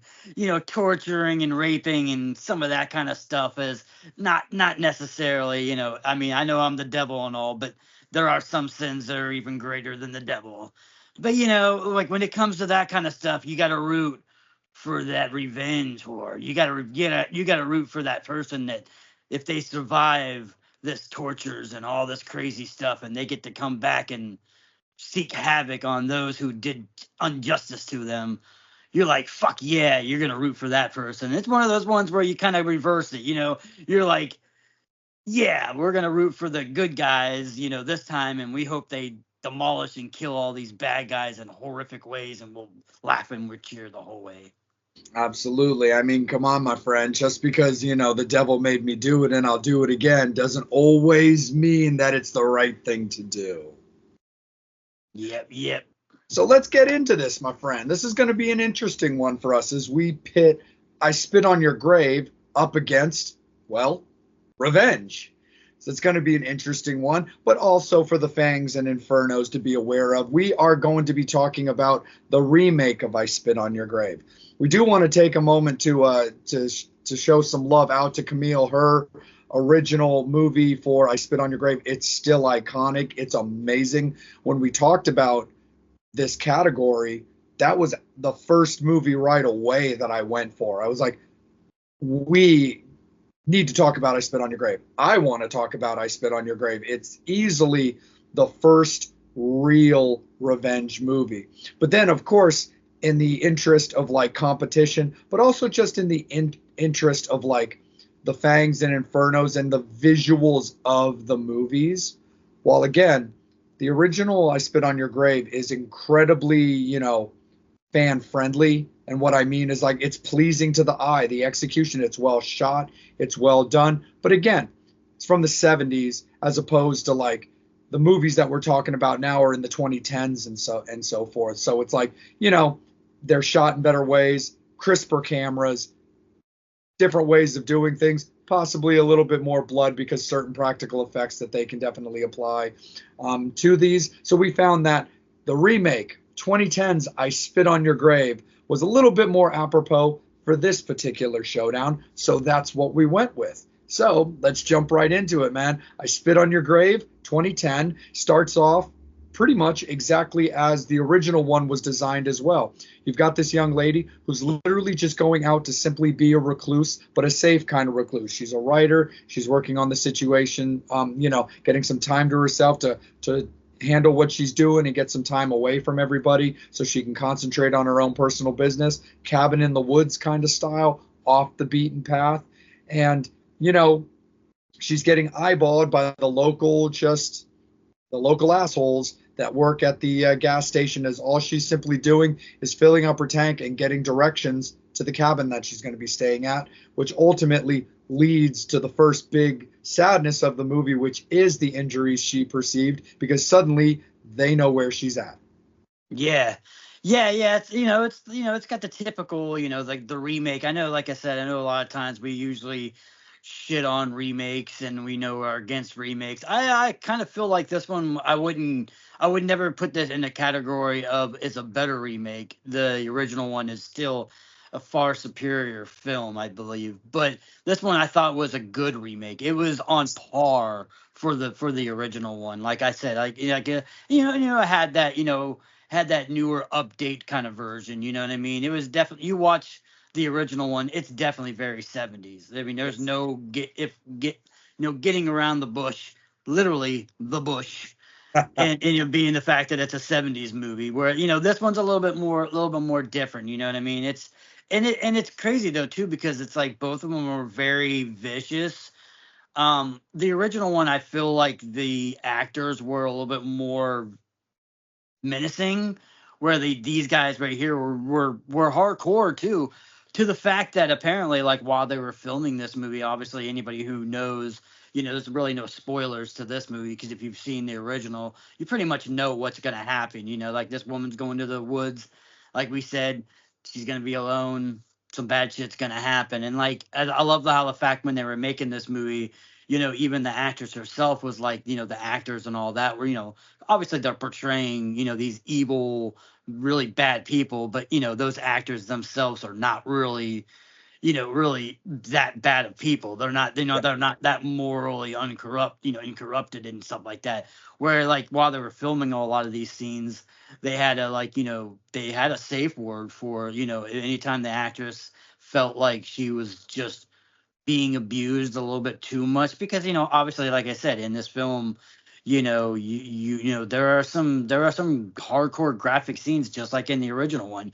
It's one of the movies that like portrays, not that any movie portrays rape as being a good thing or a bad thing, but just, this movie like really is like, the essential film of like you feel like you literally are watching this person being like just abused and raped, and you kind of feel like very voyeuristic in this movie, which is kind of interesting in this version of a tape, because in this one, you have the other guy that's in the movie like filming the whole entire time and kind of doing that kind of stuff.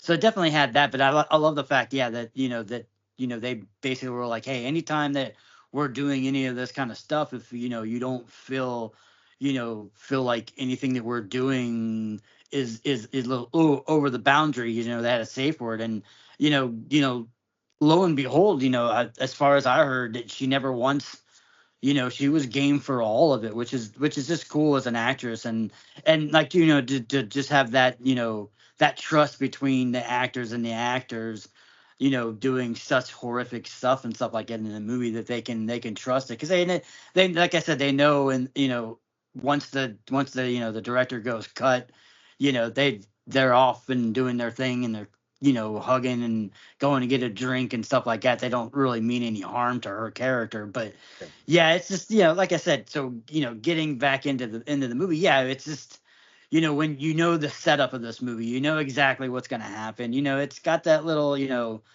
throwbacks to certain kind of other movies too, which I kind of like throughout this movie. But yeah, she's alone, drinking, trying to write some stuff. And I just, yeah, I mean, it's just one of those ones where like you would think, I mean, like I said, especially in, I mean, even time period wise too, in the 70s one, that one, I mean, not that women shouldn't not have been afraid, because obviously, that was a time of a lot of serial killers, like Ted Bundy, Night Stalker, all these things where women were being targeted. Granted, she would probably feel like maybe in the middle of the woods, she probably would be okay, because it's the middle of nowhere, and she probably hasn't seen Deliverance yet, so she very, and Cabin Fever hasn't came out yet, so she doesn't realize that the rednecks are probably just as bad as those city killers. But Yeah. in this movie being like a newer, it's modern time now, because cell phones and everything like that, you would think a woman being alone, that she would have brought some firearms or something to protect herself, even though she's in the middle of a woods. I mean, I don't know. Like I said, that was the only part of the movie that was kind of weird. It's like, yeah, she's just alone in this cabin. But then, like I said, you know, she's not really expecting, this kind of stuff. And like I said, I mean, the whole setup of this movie too is like she really didn't even do anything to deserve it. And I don't mean that in a sense where I'm saying that anybody deserves, the stuff that she got towards her. But even in a movie where like she did a bunch of bad stuff to these guys or did something. I mean, she literally just went to a gas station, got gas, guy hit it on her, she rejected him, basically just, kind of made fun of him a little bit. His buddies thought it was funny, and that basically was the reason why he wanted to go after this girl. And then, like I said, then, she got some plumbing issues. Guy comes and fix it.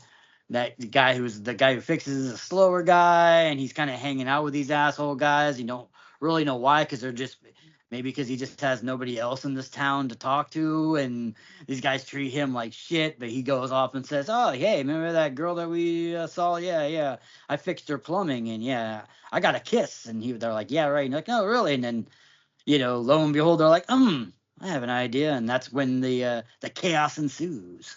Yeah, no, absolutely. And it's crazy when it comes to that as well, too, because like with this movie, just like that, they go back to the house, they corner her, it's, three against one at the time. And then, she's just fighting everything off and is able to get some semblance of like, freedom, for lack of a better term, and distance between her and them. And then ultimately runs into, the local sheriff, to kind of like save the day. And, kind of very like a la Texas Chainsaw Massacre, very kind of a la House of a Thousand Corpses with Spalding, like just kind of that right place, right time kind of thing where, he's looking to help her and then she points out who they are and where they work. And he's like, oh, those guys? Oh, yeah, those guys have always been a problem, even though they're just the same kind of like in cahoots, but just same kind of like sleazeball type people. And the thing that's crazy about this is he leads her back to her apartment, well, the cabin, to confront all those guys. And ultimately he, flips on her just like the guys do, because they're all this same kind of, that's their whole kind of rapey game that they're doing.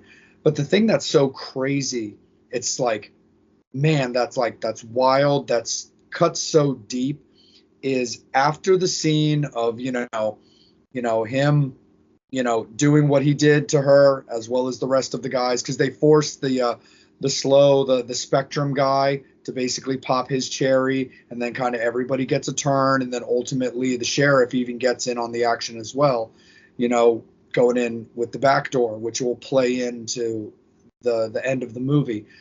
But the thing that's crazy is after that scene and after they basically leave her for dead, / her kind of escaping, and they think that she's dead but can't, but they couldn't prove it.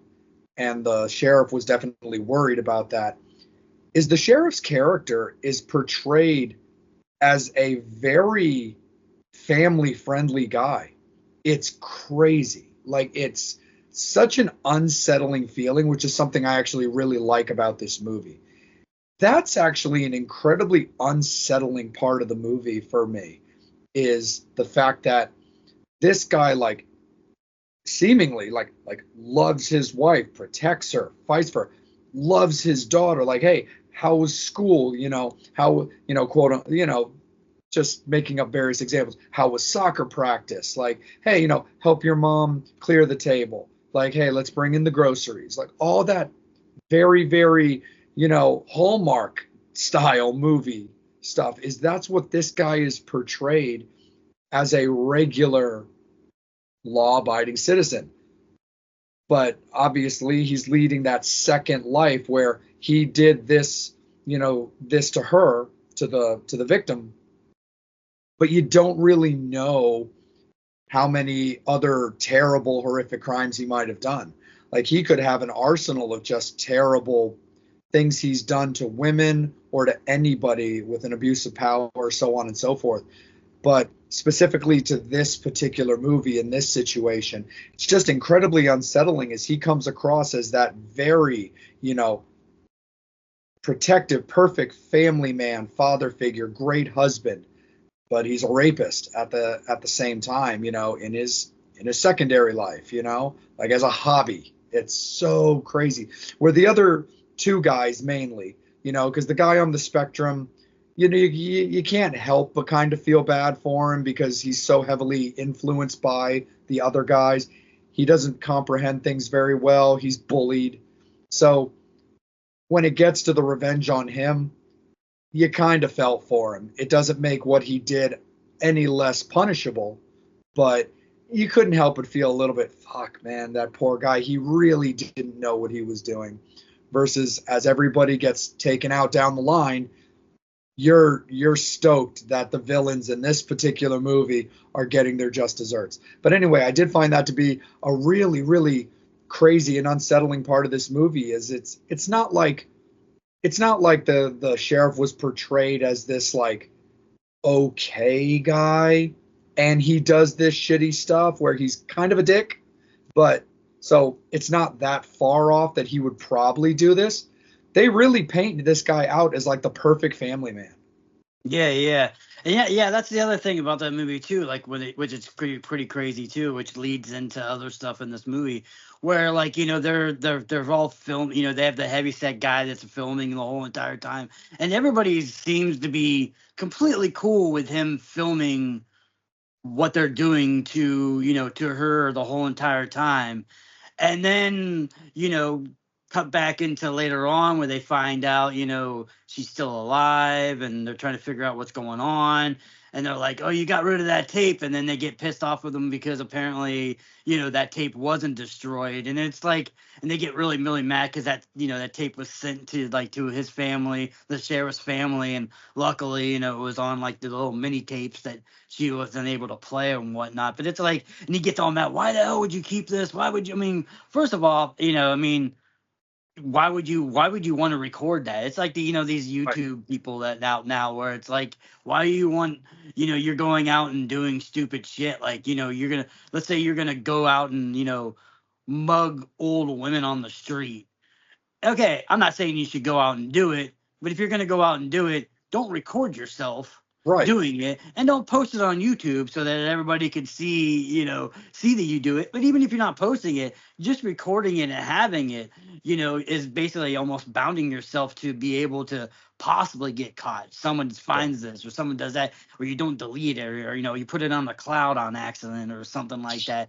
So I always found that kind of weird. You would think, you're like, okay, yeah, you need to stop recording this shit because we're about to do some evil shit to this woman that we don't want to have any, like, what purpose of that of you making that tape when you know that you're going to destroy it anyway. So it's like, what's the point of even recording if you want to destroy it anyway?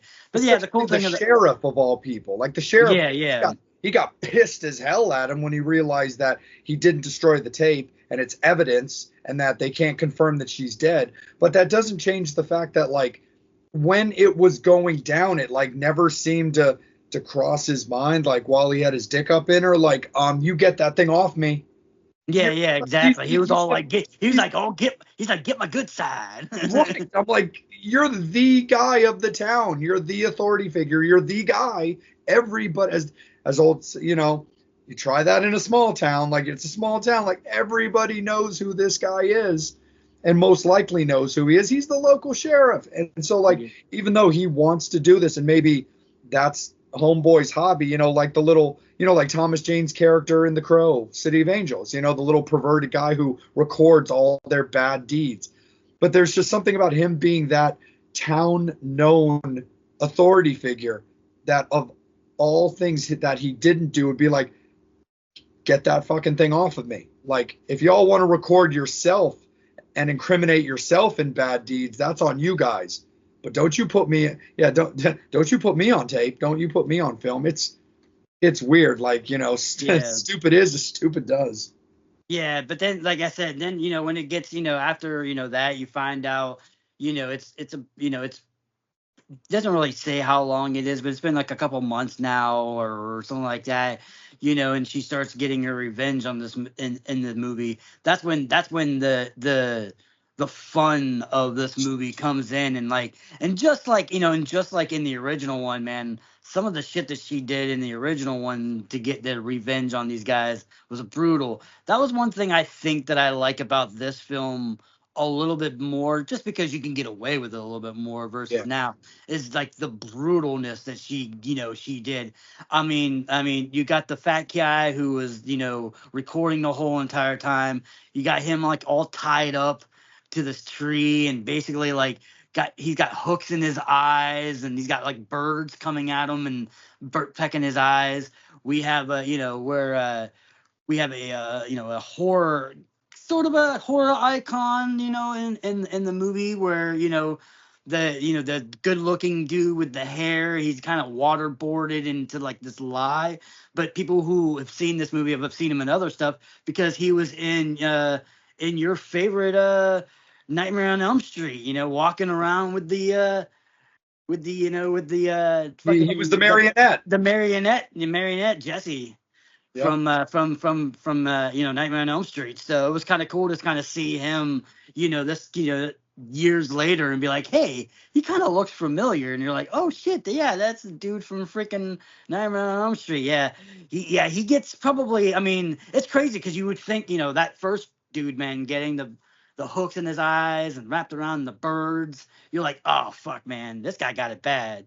Then you get that dude, you're like, oh man, dude, this guy got it even worse than that guy. It can't get any worse. And then it just keeps getting more and more worse. Where the other guy, you eventually he gets caught and you be brutally killed and stuff like that. But then like you were saying, the sheriff wakes up, he's basically got a shotgun in his ass, Yep. in his asshole, I'm and an he's ass man. yeah. Apparently he's an ass man and goes at it, and he's leaving to his demise, where the trigger is basically kind of you know, strung up to the guy that we were talking about that's on a spectrum, that if he gets overexcited and moves his hands, which he does, it's going to blow that trigger off. And, of course, as soon as he wakes up, he sees what's going on and flips out, and they're trying to tell him like, no, don't move, man, don't move. But, it's you have a person who's, on the spectrum or something like that, they're gonna move. That stuff's gonna happen. So yeah, it's like boom, goes right through him. Getting he gets a slug into him. And like I said, it was one of those ones. Even when he kidnapped, when she finally got him and tied him up and stuff like that. It's just, like you said earlier. Yeah, you kind of felt bad for him just because you knew. With him kind of being coerced by these other guys, he's bullied into doing it, and he's slower. But then again, it's like, he still had a choice. Yeah. He still could have not. I mean, who knows?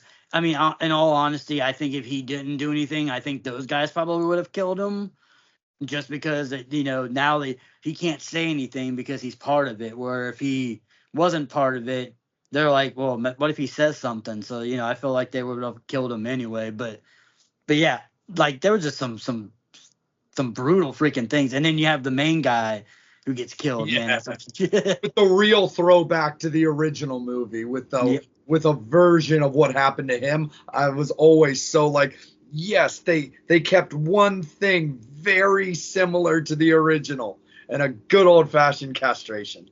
Yep.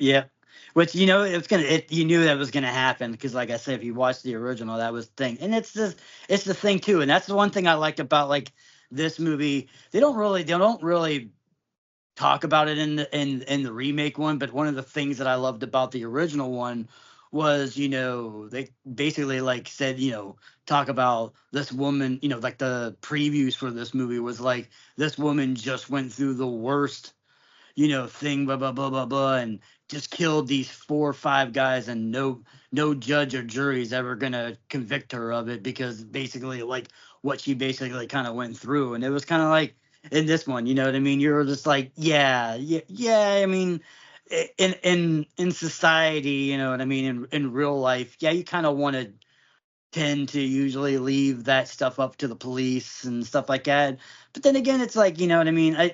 You get it because it's like, these kind of guys like here, they get slapped on the wrists and get put into prison, for these crimes, and maybe do a couple years in prison, then come out of prison and then do it again and stuff like that. Where, granted, yes, I mean, I believe in, people can change and maybe go from bad to being good again. But that's why I love like these kind of movies. It's just like it's like the whole Punisher thing, putting it in, the whole Batman thing, you know what I mean? It's just like it's just taking matters into your own hands. And that's I said about this movie. I always loved because it's just like, you know what I mean? It's funny though because in this movie and in the other movie, it's these women are very.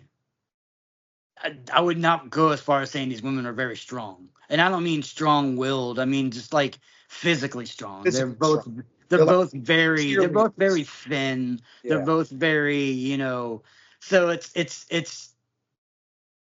I mean, it's not realistic somewhat, but it's still satisfying to see these women kind of like taking over and stuff like that, where it's basically like somebody drew them to make them go over that line. They would have never done anything like this. And I just love that part, like in the because this is like you could tell she's just a writer who wants to drink her wine, maybe smoke a little bit of weed and stuff like that. And now she's not only is she gone through the worst of shit that happened to her, but she's like killing these guys, which is going to be tough to begin with. But then to think and be able to create all those traps and these elaborate things just makes it go, man.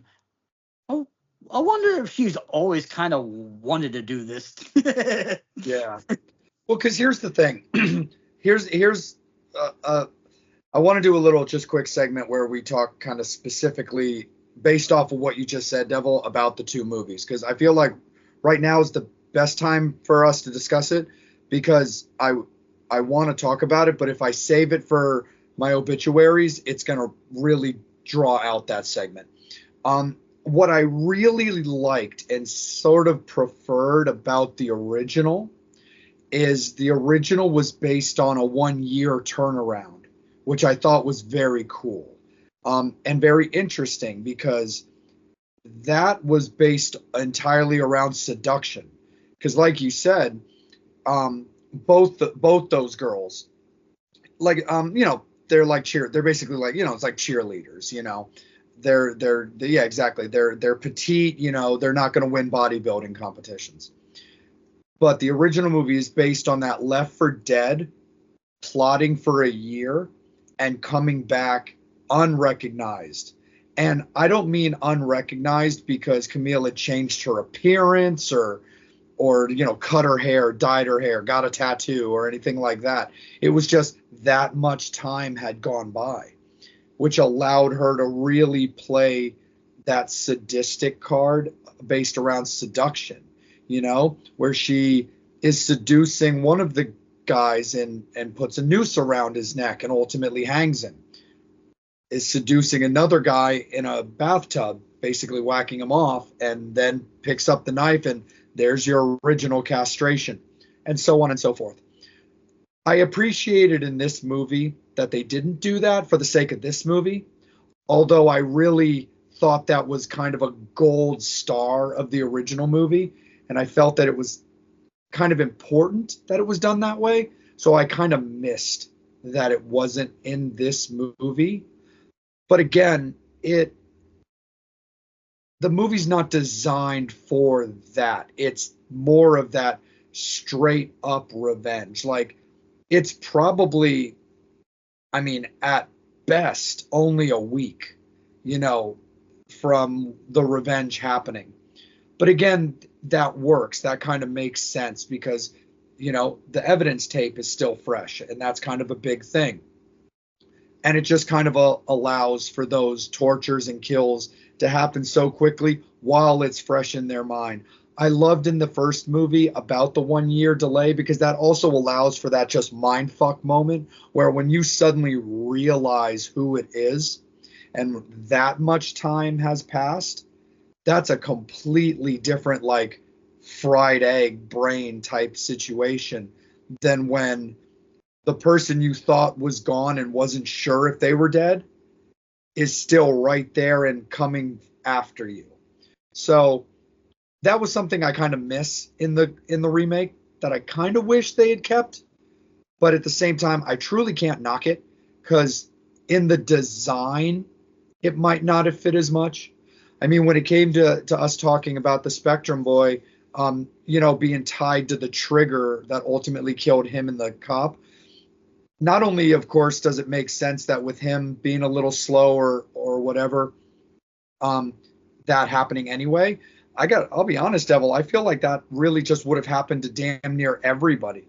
Because, like, if I'm just asleep out cold for whatever the reason is, and I wake up suddenly and I'm startled and don't know where I am, my initial reaction might be to put my hands up and do something. So that's one thing I always kind of appreciated about that trap is, to be honest, you probably could have done that to anybody. But I loved the idea behind the kills. I love the water torture to the, Nightmare on Elm Street character, the burning himself alive and lie, I thought was great. I love the bleed out, just hanging torture of the castration main guy, because he definitely got what was coming. And I love the design of, of Bigums, Damien from Mean Girls, of all people, being tied, and being covered in, I guess, some type of like chum kind of thing to attract the buzzards to take him out that way. But very, very unique kills when it came to this. And you ultimately definitely get what you're expected out of this movie, which is, kills, revenge, sadness, tears, and to be honest, a quality cheering section. Yeah, yeah, and like I said, I mean, with this one too, it's just they stepped up that gore, they stepped up that blood and stuff like that, stepped up the even the the torture scene. I mean, not saying that the torture scene from the original one it wasn't bad, but like just the way that everything was just shot, Yeah, like I mean, in the remake is just it almost felt like you were watching, like a snuff film or something to the extent where it was like, it's definitely. I mean, I know it's meant to be brutal. I mean, that's the whole purpose of it. You know what I mean? If they were just smacking her around and like, force their penis in her ear or something. Not saying that any of that kind of violation is warranted and they're, that it's good stuff. I'm just saying if they wouldn't have gone to that extreme then it's like okay then she's doing all if she would have killed them the same way like if literally all they did was just like tied her up in a woods and like all like just jizzed on her or something like that and then like I said again not saying that I condone any of that kind of stuff but let's just say that was the extent of what they did to her yeah, and then she came back and did that kind of revenge stuff to him you'd be like okay maybe that's a little overboard you know what I mean yeah, maybe I mean I'm not saying that she shouldn't get a revenge but that's what I said in this with the revenge kills and if the castration, the stick in the shotgun and the asshole and all that kind of stuff warrants because it's everything that basically sort of what they did to her the whole entire yeah. time. So it was like a lot of that kind of stuff to it where it was definitely that everybody got exactly what they deserved and and It, like I said it's one of those times where you're rooting man you're like fuck yeah yeah. man kill those No, for sure. dudes. And it's it's also subliminal too, and it's very well thought out because you've got the big macho guy getting his dick cut off. The guy that thinks with his dick. You've got the ass man, the sheriff, who was like, yeah, this is where I like to stick it, getting it stuck there. You've got the guy obsessed with the video camera, who loses his eyes, kind of a thing. And then you've got the guy who kind of doubles, you would say, basically is the pretty boy, losing his good looks. And again, like you said, when it came to the guy on the spectrum, I kind of look at it as just that. Again, he deserved to be a part of it. He could have said no. He could have had it. He did have a choice, but at the same time, he really was more friendly fire. When it came to that situation, just being forced to do stuff because that's what other people are like. You have to do this. This is what I'm expecting you to do, and I'm telling you to do this. So the kills themselves even tied in very well. Again, just like you said, having a guy say straight up like I'm an ass man, and you know what he's doing to her, and then having a shotgun up his ass. That's just apropos, and you kind of almost could see that coming. But I just felt like there was some little subtle nuances to each specific character that I really kind of liked when it came to this movie and their specific kills. Maybe I'm thinking too much into it, but hey, Devil, that's what you and I do on this show. So that's my story, and I'm sticking to it. But let's jump into the obituaries, my guy. When it comes to I Spit on Your Grave, one of the things I also really like about this movie is I love the visual of it as far as like the color. And that's also going to play in to our next movie as well, is I love the fact that this movie, no pun intended, is very dark. I mean, this whole movie is, blacks and grays and whites and browns and little greens. Like it's from start to finish, even before all the bad stuff happened, it always had that kind of just dusky feel to it. Even when it was sunny outside, it never really was shot as a very sunny scene. Everything just seemed very just, dark and kind of gray and just kind of like sad for the whole movie, good parts and bads, which I always thought was really, really cool. But anyway, I love it as an homage to the original. I really think they did a great job. Just like you said, I think the original is still the original. I don't think this is a better sequel. I still think the OG is the way. because I also, like I said, love the way that was specifically designed with the time frame. But again, that fit for that movie, just like the time frame did fit for this movie. I thought the crime, the punishments fit the crimes. Like I said, I love the way they were tied in my eyes, specifically to the individual victims, which I loved, and I thought that was great.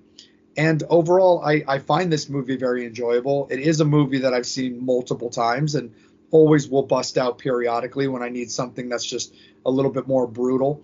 And I really do like it. I think it's a solid movie. I give it a 7.5. Yeah. I mean, yeah, I definitely agree with you on that too. I think it's a fun movie. Like I said, a fun movie to watch. Not really necessarily a fun movie, but it's just one of those ones. Like, yeah, if you're just into not necessarily into the whole scenes of her being attacked and brutal, Yeah. but just like into the revenge part of it.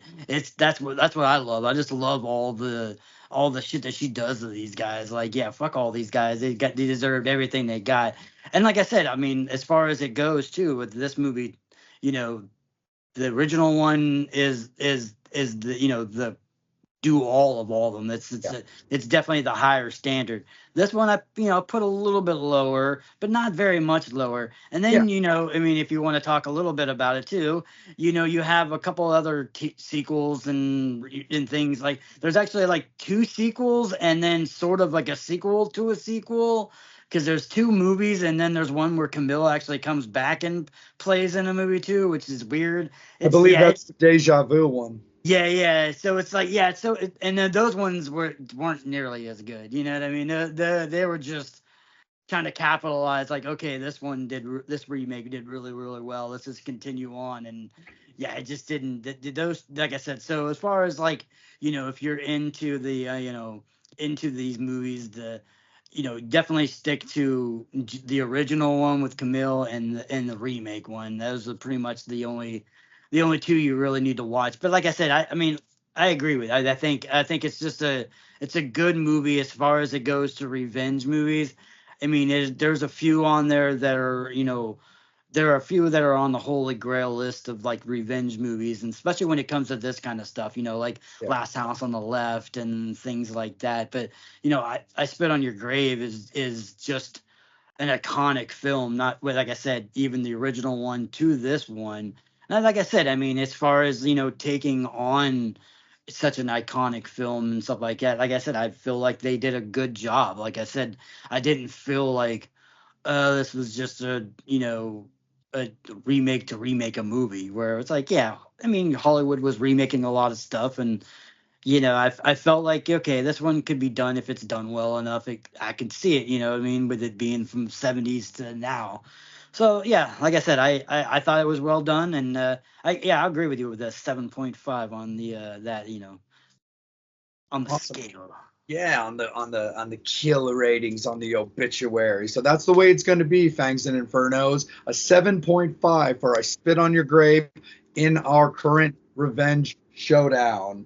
And a little shout out to the Devil's Colleague for my Fangs Down vampire mug, of which I know that the Devil has one as well. So on that note, shout out to Brutalities. Now, when it comes to its counterpart, we're going to go straight into revenge. And here's the one thing about this movie, Devil. I mean, this movie's awesome. This movie's a lot of fun. Super duper bloody, but it's also really out there. I mean, there's parts of this movie that we're going to discuss, but I'm looking at and being like, I like it. I like it for this movie. It's fun, but that is so stupid. That would never be a thing. Like, that is just the dumbest thing I've ever seen. But it's so fun in the way that it works for this movie. But the one thing I did want to start out about this movie that I thought was really interesting and really fun, because it's so, well, frankly, pun intended, night and day, is for a revenge movie that does have its similarities to I Spit on Your Grave. Dude, this movie is so bright. It's like watching a bloody rainbow. Like, it's insane, dude. Like, even the dark scenes have a certain amount of like color to them, but just in general, this is an insanely legitimately bright and brightly colored movie. There's so much pink and yellow and orange and just bright, bright, bright, bright, bright, which is so insane to me for the level of brutality that this movie actually has. And it's absolutely insane. But basically, the gist of this movie is don't bring your mistress out on vacation. Your mistress who knows that you're married, knows the life you're living, and then fuck over the mistress. That's exactly what you don't do. And that's basically the gist of how revenge gets going. Yeah, yeah. I mean, that's what you were saying, like the brightness of the movie. That's like the contrast of this movie, because, like you said, I Spit on Your Grave, very dark, but it's meant to be kind of dark. You're in the middle of hillbilly country woods and stuff like that, so you're surrounded by trees a lot. This movie is primarily based in the outback of the Australia. I mean, it's an Australian film, but they're in like some like desert resort area, but it's very bright. It's all deserts.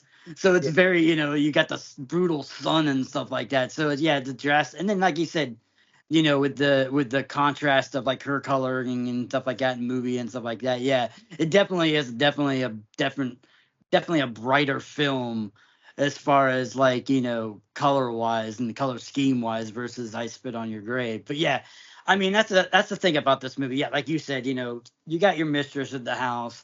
You got your two dudes. They're out.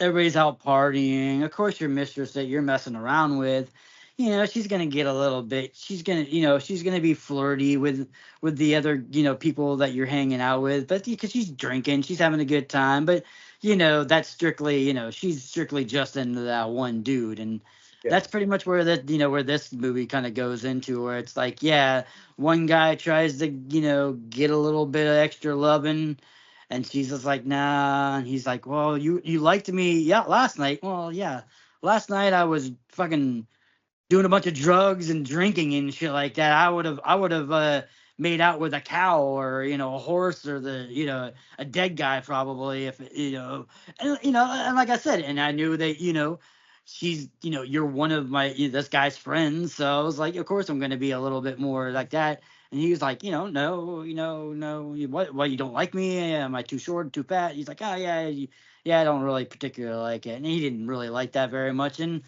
goes into what all revenge movies on all these torture movies is you know a guy's got to do something that he shouldn't be doing, and he ends up raping her, and the one guy was the other second guy, like, she's like, hey, help me, and he's like, either you come and join or get the hell out of here, and he didn't want anything part of it, but he's like, whatever, I'm gonna go. And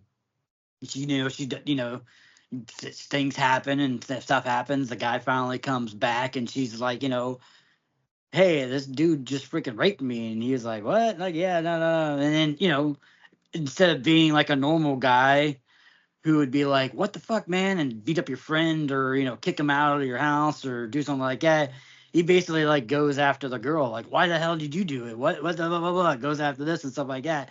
And, eventually you're just like, what the hell? And, then crazy shit goes in.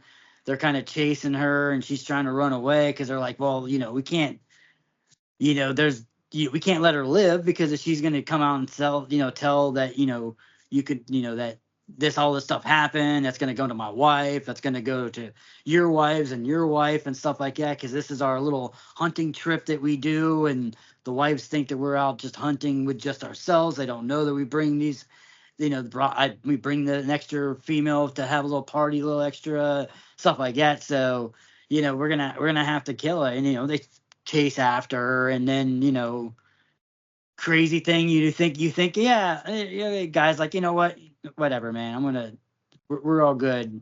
Yeah. Then that's when, bam, gives her the old what's that? I am Sparta 300 kind of push off the cliff, Yeah. and like Just impaled through that. just impales her right on that freaking tree, which is just so cool, man. It's like, Yeah. when we get into that part, man, that's such a cool visual of that. But yeah, like, yeah, and then, like I said, then you start finding out, she, survives. Of course, she's gonna survive, because I mean, if she died right then and there, we wouldn't have a movie. So Right. of course she's gonna survive, and it's one of the coolest things ever, man. She's just like, that fall would have more likely killed everybody, but it's kind of like one of those things. If you fall on something, it kind of breaks your fall. Well, she had this big ass freaking tree limb in the side of her, just doing that, and like the ants crawling all over it the whole entire time. I And love that whole it's pretty brutal, but that tree branch pissed me off at the same time. Yeah, it's just like, and it gets crazy, man. Then you find out that she lived. She's trying to figure out how to get this stuff out. She's trying to get her hair headphones and stuff like that, and try to anything to break out of this thing. And eventually she does break out and kind of like wanders herself into the outback area of where they're at and stuff like that. And like I said, I mean, you gotta, you just like any of these other movies, you gotta kind of throw away disbelief a little bit and stuff like that, because of course a woman who falls 700 feet or whatever off a cliff, more likely not gonna live, especially being impaled by a tree. Yeah. Tree's like half of her freaking body and stuff like that. Apparently didn't hit any major organs. Apparently it just like kind of went through her. Yeah, it didn't hit anything that it needed to hit. But yeah, she gets out. Guys go after her to try to find her after they go on a hunting. First off, we're gonna go hunting. Yeah. We're not gonna worry about this woman, because I mean, rightfully so. You push a woman off of a cliff, okay, yeah, she's going to be dead. And you might as well go and do what you need to do and what you were going to do. And the whole reason for this trip, you're going to go out and you're going to have your fun. You're going to go and hunt and you're going to do all your stuff like that. Eventually they come over and realize that, oh shit, yeah, she's not on that tree stump anymore. And that's where all like the craziness like starts, where she gets that for, she's, burned herself off this tree to get detached from it. And, and she gets her first kill of like the little like secondary kind of guy who like isn't totally like a main player, but she's kind of shacking out Rambo style also in the in like a cave. And that was one of the parts that like had me like so annoyed at this tree branch, which gets handled in this scene. But then I'm annoyed by the way she did it. Not the way she did it, because I thought it was genius, but what was left behind. I was like, you gotta be fucking kidding me, really? So she, gets her first bit of revenge, and she's Rambo styling it in this cave. And she, smartly, heats up the blade of this knife to kind of cut around and cauterize her wound to get this ant infested like giant stick out of her like body. And she ends up pulling it out, and of course she kind of starts like bleeding to death. And so what she does is she cuts open a beer can and heats up the whole can to make like a giant metal flat, branding iron to cauterize the whole wound, and manages to do it on her back as well somehow, some way, which I can only assume she lays down on it. But it's also like, the drugs are kicking in, but she does it. She heals up her wound enough, but it leaves like this beer can logo eagle brand thing on her, which almost becomes like her like rebel flag logo thing for the movie. Because leading up to the cottering, I was like annoyed, just because I'm looking deeply into it. I'm like, if this bitch goes on this whole revenge spree for this entire movie with a giant stick through her body, I'm going to be really pissed off. Because I was like, look, we love movies. I love movies. I like to suspend disbelief. I can suspend disbelief. I was not willing to suspend that bullshit. So I was really glad that they didn't do that and they went a different direction. But at the same time, it was kind of corny to me, because if they had showed it like once or twice or whatever and kind of shown that, hey, you know, when you brand things and heat things up and it melts on skin, it can leave that behind. That actually does make sense to me. But they seem to make it this real focal point, like it was like a battle cry logo. Yeah. And it was annoying. I was like, it's clever. It really was. And I can't beat it within an inch of its life for something that actually was clever. But at the same time, I was just kind of like, oh my God, but at the same time, that's so fucking stupid. I kind of feel like, that whole scene too. Like, I'm pretty sure, I can't remember if it was beer or like an energy drink. I think it was an energy drink. Oh, okay. But either or, I kind of feel like that this movie was kind of like an endorsement for that. Like, they got like some kind of like energy drink to be like, oh yeah, but not like the big ones, not like Monsters or Red Bulls, like maybe some like local one. They're like, fuck yeah, man, like we'll do that. Oh yeah, well she's gonna be cutting herself and branding herself. Let's just brand that logo kind of on her. And then I guess like you said, then that she remembers that, oh yeah, he gave me some peyote earlier. I'm gonna do some peyote, and like that's when I start like laughing, because like any movie they've ever seen anybody do peyote, it's always fun. Like Yeah. it's always my favorite scene of Young Guns, where the Young Guns do when they're doing the peyote and they're just like laughing around and they're like, oh, we're in the spirit world, Like that, like the scene in Fanboys when they're doing that. yeah. So it's gonna be some crazy shit that's gonna happen whenever she starts getting into this peyote and stuff like that. Yeah, and then like she wakes up the next day, after passing out from the loss of blood and basically the immense pain of having to freaking basically like brand herself to keep herself alive and stuff like that. I mean, and that's the thing about this movie though too, man. People people will talk about Bruce Willis going through some shit and Die Hard and surviving. This girl throughout it, by the end of the movie, has gone through 10 times more shit than Bruce Willis's character has and survived. So, you want to see a real badass, watch this movie. But anyway, yeah, you kind of like, like I said, the girl to begin with is another one of these ones where she just seems like a ditzy blonde. Yeah. She, you can definitely tell she's, she knows that she was the other woman. She kind of got that kind of like prostitute escort kind of like feel to her a little bit. You know what I mean? And then like, she starts, she brings herself back to life, and she's like, okay, man, I need to go and figure out how to kill these motherfuckers. And then, like I said, she gets she starts hiding. They're all splitting up. She gets that one, the guy, they all go three different ways and try to figure out, they can figure out where it is.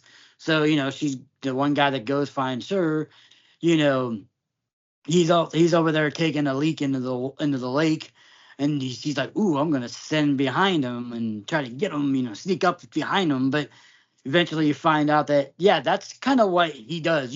This is when you find out that these guys are not the nicest people in the world. These guys have killed women and killed people many, many times. Because that's basically what he says. He goes, oh no, honey, I'd laid this trap for you. I knew you were already coming after me. He probably saw her somewhere or saw some kind, because these guys are all hunters too. So they're very Yeah. good at tracking. They can basically, she's going to be leaving blood drops and footprints. And that's the other thing about this movie too, that we haven't even mentioned in this movie. The whole entire time she's running away from these guys in the beginning of the movie, all the way to then she gets impaled, all the way through all this shit. She's in her bare fucking feet the Yeah. whole entire time. I mean, and it's not like she's in some fluffy freaking grass-filled world. She's in like hardcore rock, mountain climbing shit, dirt, dust, and all this crazy shit. Man, her feet had to have been tore the fuck up by the time she was done. There's two parts of this movie involving feet that I have to criticize, and that's the first part that you already brought up, where I was like, seriously, like this? Yeah, exactly. This isn't like a redneck girl who, like, has been baling hay her whole life, or running through the woods as a kid, or just lives in certain areas where you develop that just leather-footed thing. This, yeah, exactly. This chick's like an escort, or she's just that kind of like, hot model, likes her sugar daddy kind of. This is a prissy girl, at least before she becomes a hardened lunatic. But she's a prissy girl. So I'm like, there is no way that she would be moving as quality as she is in this movie. And I'm just going to go right into the other scene, since we're just simply talking about the feet thing, is at one point when she's running away, from one of the other guys who's like chasing her down. I give her credit on the idea, because he's running in bare feet because he had like taken off his shoe that had been like filled with blood or something, or for whatever reason he had to take that off, and he's chasing her in bare feet, and she takes the flashlight and whacks it on the side of the mountain and breaks it and puts glass into the road for him to step on. Here's the thing. I get it. The idea of that, the thought process behind it, genius. What a great idea. The realisticness of that was so far off, in my opinion, from believable.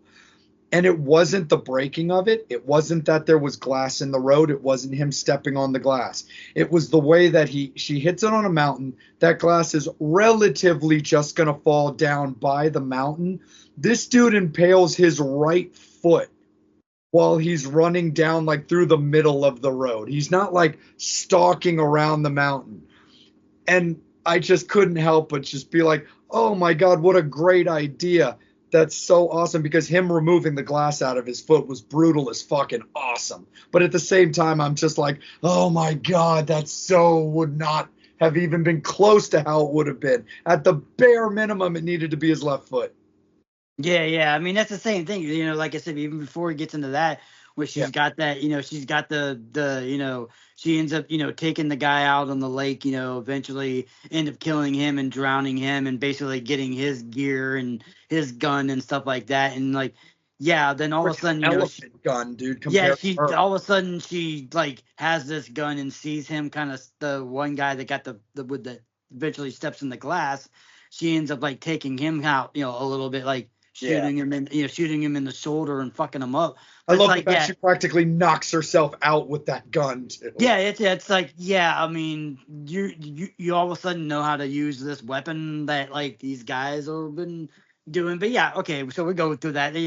Like I said, she goes in, she goes after him. Yeah, the foot thing and stuff like that. That, like you said, that's brutal, man. That's one of the it's probably the most brutal, most graphic, most ouch scene I've ever seen of anybody getting glass and stepping on glass in their bare feet and having to take it out.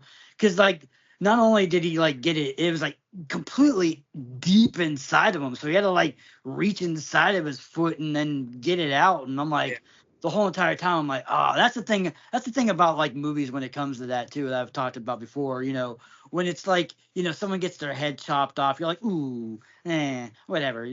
But like when someone like gets their like nails broken on the board or like on the ground, or someone gets like, they're in between their fingers cut or something like that, something you can relate or something. Yeah, something you can relate to. Those are the ones that go, ooh. And that's the whole entire time I was watching that foot scene, because I've stepped on glass in my foot. I've had big ass splinters in my foot before from going places. So I've had like multiple injuries to my foot where I've had to go to the hospital and shit like that. So I'm like, the whole entire time watching, I'm like, oh man, that brings back some painful memories. And mine wasn't even nearly as much. I had like a shard of glass that was probably like that big, where this guy's glass was like that big. You know what I mean? So I'm like, the whole entire time, and like I said, I love the way that she takes out that guy too, takes these guys out and kind of goes back into, trying to go back into her house. And that's the crazy thing about this area where they're at too, that we didn't allude to. There's the only way to get in and out of this is to be you have to fly in and fly out. So it's basically like a I would assume like an island or something to the extent like that, where this, the main rich dude that brought her in, he basically has to call somebody to say, hey man, we're ready to leave. Yeah. Come get the plane or helicopter or whatever, and we're gonna leave. So she goes back to the house, and eventually he figures out stuff, and he's like, okay, maybe we should maybe went back to the house, which is another thing that I'm gonna put over disbelief. Understandably, that these guys know they've probably been at that house 9 million times. They're hunters. This woman's never been here in her entire life, and her GPS, where she went miles away, opposite direction, and then eventually figures out how to get back to that house again. I was like, there is no way she's gonna ever know how to get back to that house again. She is basically gonna be roaming around the desert or wherever for the rest of her entire life. But miraculously, she's got some kind of GPS in her brain or something like that, Gotta and remembers how to get. disbelief. Yeah, it gets back to that, and that's what I love about this. Like, you can, the things don't real in the real world don't match up, but with this movie, I'm completely okay with it because it's just so over the top, stupid, and crazy that it's really, really good. Like Sharknado. We talked about Sharknado. Right. Come on, it's about sharks going around and come on, man. You gotta disbelieve. You can believe Jaws a little bit. You can probably believe some of those shark movies to an extent.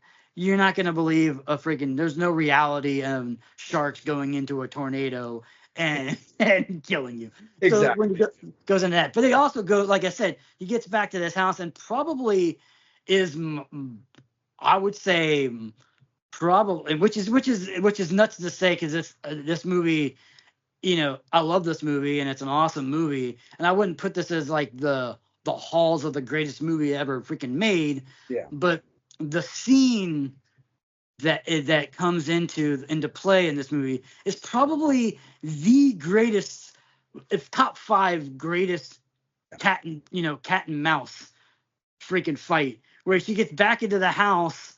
He figures out some stuff, she figures out some stuff, they're shooting, she gets him a little bit, there's blood, he gets her a little bit, there's blood, and they have this weird house, which, if I ever have the kind of money, I'm gonna build my house like this. Real quick, Devil, while you're breaking down this final, cat and mouse scene of this, can we acknowledge the fact that the dude is just dong swinging the entire fucking scene? Where at least she's, kind of got this Daisy Dukes and bikini top, tank top thing going, where she's technically still clothed. And in this cat and mouse scene where they're shooting at each other and blood is going everywhere, that this dude is just out of the shower, just full on dong swinging the entire fight scene. Well, yeah, I mean, that's the cool thing about that too, because he kind of figures this woman's either dead or he's going to get out and she's not going to be able to find her back in there. So yeah, he goes in, takes his shower, he's getting ready to go back to to his his good life and stuff like that. And being the trained hunter and killer he is, kind of notices things when he's in the shower that something's off. He's like, okay, something doesn't feel right. And then that's when obviously that the fight comes. But yeah, I love that fact. Yeah, he's the last like 15-20 minutes of this movie, this dude's just swinging a big ass shotgun with his ding-a-lang hanging the whole entire time. But like I said, but going into the house schematics, it was the greatest thing ever. So literally, like, the center of this house, the center of the fight to begin with, has the living room. So you're in the living room of this, and then there's a doorway that goes here, like a hallway, and it goes all the way around and goes through the house and goes back around and comes out of the kitchen area and all this stuff like that, which that door goes right back into the living room again. So it's literally just like a U-turn in a house. And what are you going to do with that? You're going to have them go after, chase each other. Well, the one's right behind one behind the other one. So they go and they go around. And eventually they're like, he's coming out the side and he could feel that maybe she's on the outside. He's like, no, I'm going to go back around. Then he's like, ooh, I'm going to go and get her. But then she starts to figuring out, maybe he figured that I was here. Now I'm going to go around. So this like 15, 20 minutes of these guys just literally just going around this U-turn for a while where they're not literally catching each other, but they're still getting glimpses of each other once in a while, and they shoot. But it's like the coolest, like just like I said, that cat and mouse kind of like thing where it was like such a really cool idea, like from a filmmaking and from like a writing perspective of just this, of just having two people that are trying to kill each other that are in this cul-de-sac that keeps going, that you can go around and round, and that neither one of them, they go after each other and they go the right direction, but then they figure out maybe they're going the wrong direction and they keep twitching and turning. It's such a cool, it's such a cool visual of them just, and then like they're all bloodied and shit, so the whole entire freaking place is all got blood all over the walls. You can't really tell.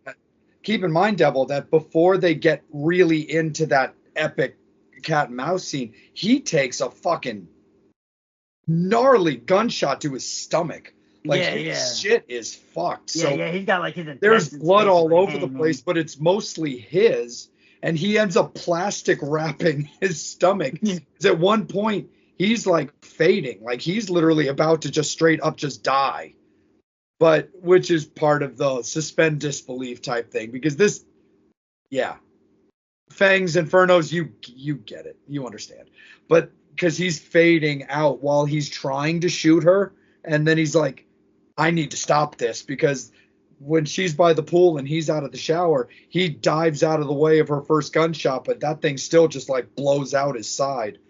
Yeah. And that's the thing about it too, is you know, the whole entire time, you know, they're going around the hallway, you can't tell whether or not they have already been there or haven't been there, because there's just so much blood everywhere that it's just like, and like I said, it was just one of the coolest things ever, because like in theory when you're watching it, you're like Tom and Jerry kind of like have a feel to it where you're just like, okay, this is kind of getting stupid. They've already gone around. The first time they go around, you're like, okay. Then it's like a second time, and then when she's hidden, you're like, okay.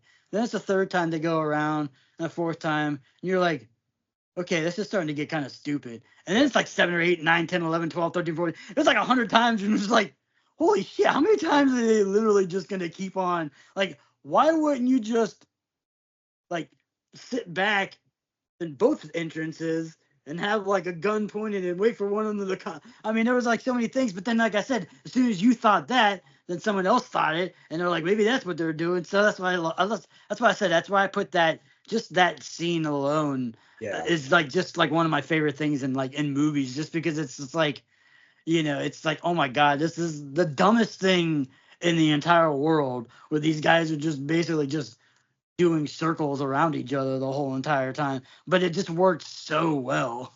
It really did. And so, and ultimately she does come out on top, struggle for the gun, gets to a point where she's down, he's up, but that fucking gun is just pointed at his stomach, and she just lights his shit up, blows him across the room. And that's really where the movie ends. And that's one of the things that's so crazy about what you were saying about this is a secluded place. So not only is this guy dead in his house, covered in blood everywhere, she's kind of trapped here.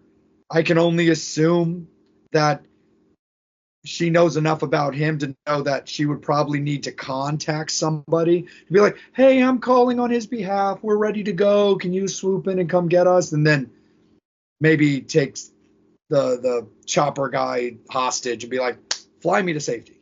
Kind of thing. Maybe she kills him and she knows how to fly a plane all of a sudden. Seriously. So the movie really ends where he's dead, the house is fucked, and she's just kind of trapped. No medical attention, no nothing, nobody around. So we just have to wait and see when it comes to that. But Devil, my friend, let's get into the obituaries on Revenge, man. Again, super duper fun movie, night and day different than I Spit on Your Grave. Very, very bright, as opposed to I Spit on Your Grave dark. No pun intended, just literally the way the movies were shot. But how do you see the movie, man? How do you rank it? I mean, to me, it's like I said, I love this movie. Like I said, it came to me like I think a few years back. I remember just like randomly seeing it on like one of the streaming services and stuff like that. and I was like, oh my god, this movie is crazy. One, it's like I said, it's filmed in like this like area, but like the movie is theoretically Australian. It's an Australian film, and I just loved it. Like I said, when I first watched this movie, I was like, oh my god, this is kind of, it has the tropes to all the movies that you're gonna kind of see and stuff like that. You're like, oh, okay, it's just basically, the movie's called Revenge, so you got like, that you're gonna expect to see, Last House on the Left kind of movie, or like I Spit on Your Grave kind of movie, and those kind of stuff. And it kind of starts off a little bit like that, and then it just goes crazy balls to the wall nutso. Like I said, it's like like you said. I mean, it's got like a lot of like Rambo kind of shit to it the whole entire time, like the survivalist shit that she can do and things like that. It's a lot of stuff in this movie that I haven't seen before in other movies before. It was just like, yeah, like I said, even though it's not necessarily the most original story plot to begin with, just everything that kind of happened and the way that she does stuff and the things that happen within this movie is definitely things that I've never seen. And then, like I said, just the amount of like stupidness and over the top kind of shit that like normally in most movies I would be like, yeah, this is kind of dumb. But it's like I said, it's like I said, I mean, when I mentioned Die Hard, it's like Bruce Willis's character has basically been shot 9 million times and bleeding throughout half the movie, but still survives. So it's like how this woman survived, all this crazy shit that's happened to her throughout the whole entire time. She's just this shit's happening, that shit's happening to her, and all the other shit's happening to her. It's like, yeah, you're like, come on, man, this woman's gonna freaking die. But apparently that is some strong peyote and some all about strong the energy peyote. drinks. The combination between the energy drinks and the peyote makes her into some kind of like Rambo fighting chick. And like I said, she probably knows how to fly that helicopter and plane anyway, so she's probably gonna take him out too. But yeah, just like I said, I mean, overall, like I said, I just love this movie. I just thought it was just a fun movie, and like I mean, even though I wouldn't go as far as saying it's a comedy, it's definitely got some scenes in the movie that where you laugh. Yeah. It's definitely not meant to be a comedy. It's more like a laughing of the absurdness of the movie. And I like it because they took that kind of revenge of movies past and kind of took that and kind of like shook it up a little bit and made it a little bit different and changed that kind of genre where, yeah, it's a revenge horror movie, but it's also it could be like considered just a straight up action film, really, because I Good. mean it's Kind of it's in that ballpark of like Violent Night, where yeah. like there are people that consider it a Christmas horror movie, but it's really also equally a bloody action movie. Well, yeah, I mean, I always say that too with another one like that's really, really cool. That's sort of like that was one that Mel Gibson did called Fat Man, where he was That man. basically. I mean, that one it's a horror movie somewhat, but it's mainly just a straight up action film about Santa Claus wanting to kill people. But Yeah. but anyway, with this movie, that's just like it's just one of those ones where it's like, yeah, it's just so crazy and absurd, and it's just like I said, I remember watching it, and just remember and then like the poster, like you said, it's just so bright and pink, and she's wearing, the colors that she's wearing, because she's like reminds me of a Valley Girl a lot Yeah. in the very beginning. She's very like, kind of girly, ditzy kind of stuff like that. And I love that contrast to that versus like at the end of the movie, she's very dark and evil. Her hair is all freaking muddied and bloodied and browned and dirty as shit. I mean, she's just like completely not the prissy girl that you saw in the beginning of the movie. So yeah, to me, like I said, I mean, I've always enjoyed this movie, and so it's like, and like I said, with the originality, and like I said, that cul-de-sac scene with them running around is just it's like I said, another thing, it's that comic gold where it's not really supposed to be funny. At least I'm not 100% sure you're supposed to laugh at it, but I was laughing at it because it was just like it was like watching Tom and Jerry in real life, So or even Tom and Jerry, or what do you call it, the Road Runner and stuff like Roadrunner that and all the time. Coyote. Yeah. Yeah, that kind of like that, that kind of cartoonish feel Yeah. to it with them going around like that. So like I said, to me, I think it's great. and I give it an 8.0. Right on, man. So we're gonna have a secondary, little mini debate on this one. I give the movie a 7 personally. I really do love it. I think it's great. I'm super stoked you picked it. You turned me on to it. I didn't even look for it on streaming services because I just kind of had a feeling about it, and I found a physical copy. And I'm very glad that I found a physical copy because I would have wanted to buy it anyway for my collection.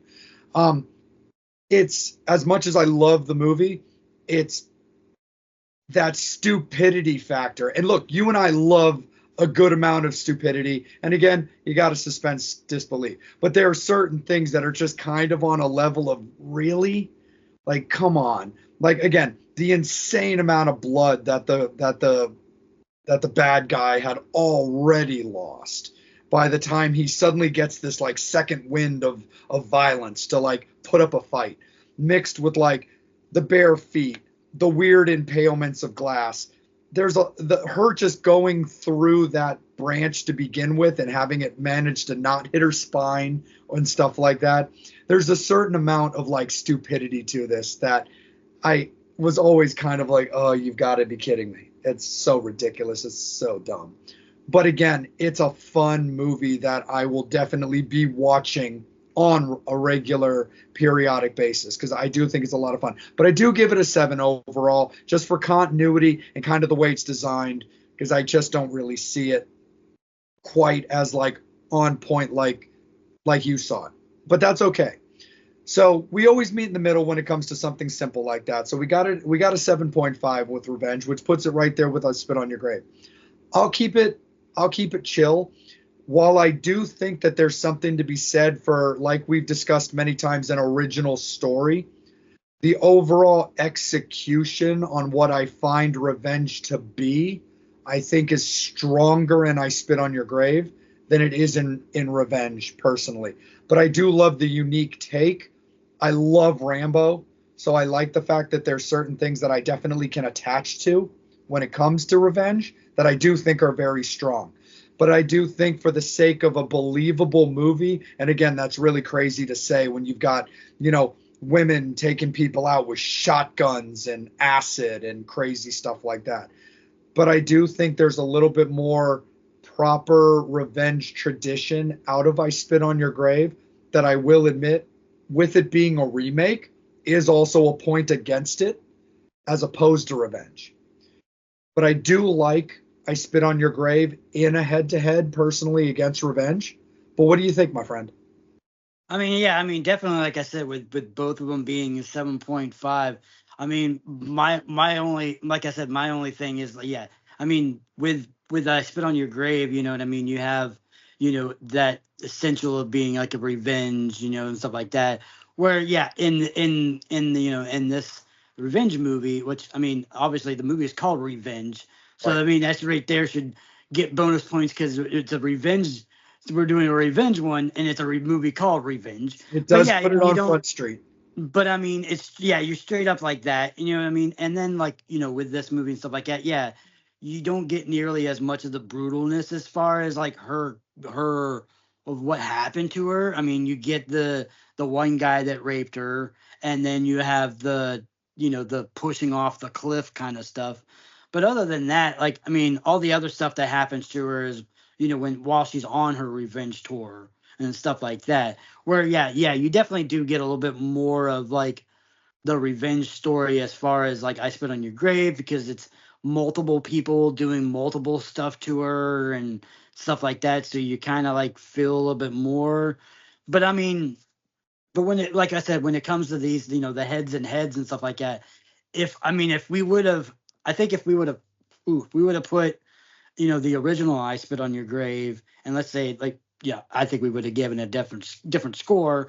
But if we would have gotten, 7.5 from the original one and then a 7.5 for Revenge, I would have probably went over I Spit on Your Grave, being the fact that it was an older film, because it's that where, like, the people who wrote Revenge probably were playing it as a homage, a little bit of, Sure. like, to I Spit on Your Grave, be doing that revenge horror. But then, like I said, just did stuff that we haven't seen in the revenge horror film, which is something you don't normally get as much. Like I said, with that weird absurdness and like the craziness and like just like the random weirdness and like stuff that's not supposed to be comedic but it's kind of funny.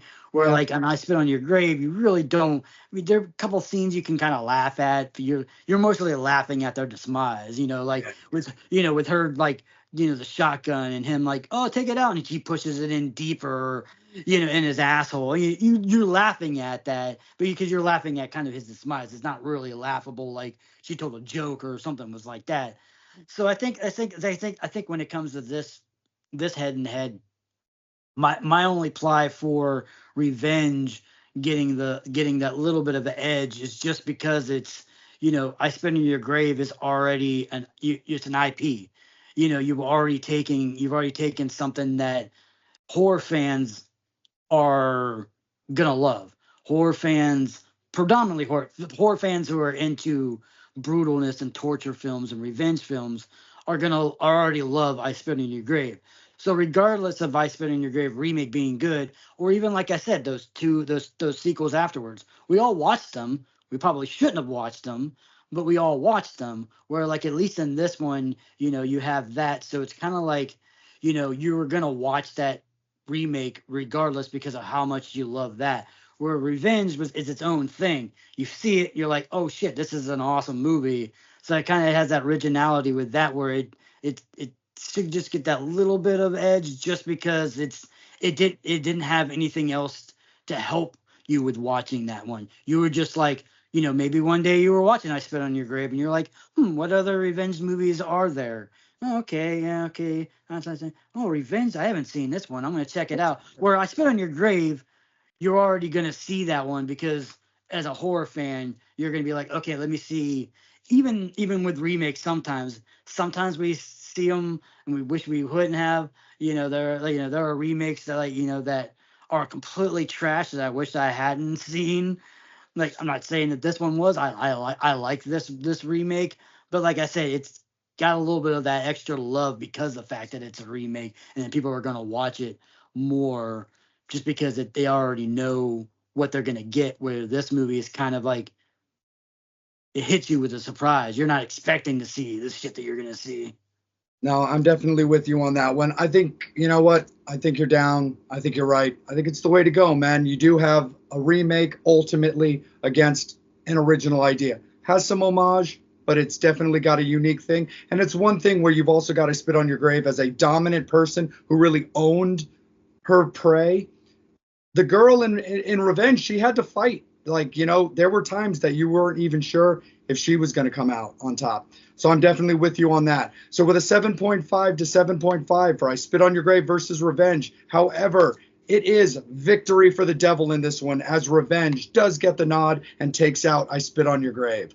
We appreciate you, Fangs and Infernos. As always, we appreciate our sponsors, our partners, and all the people involved with the Vampire and Devil podcast. Horns up, Fangs out. Devil, my friend, I think we should have a little quick conversation about everybody's respectful celestial abodes, where it be my little coffin, where I lay my head at night, or at times that you feel that you just want to go back down to make sure that hell's not getting out of whack while you are away. Let's talk about it. Vampire and Devil's newest partnership in Twisted Vines, our dear friends, Chris and Sarah and Cadaver. Oh yeah, you like scary stuff, you like horror decor, come and check out Twisted Vines. They make all the kind of cool shit, all for your house, all kinds of scary shit. They love it. You like to bring back the horror, you want to scare your neighbors, you want to conjure up a friend to talk to, you want to conjure up somebody bad, you want to do some bad stuff to them, you go to Twisted Vines and get some of their merch. Absolutely, for sure. Everything is completely handmade by them. So if you need a little friend, maybe a round set abode, maybe you want to conduct a little evil towards a friend that was a friend, maybe no longer a friend.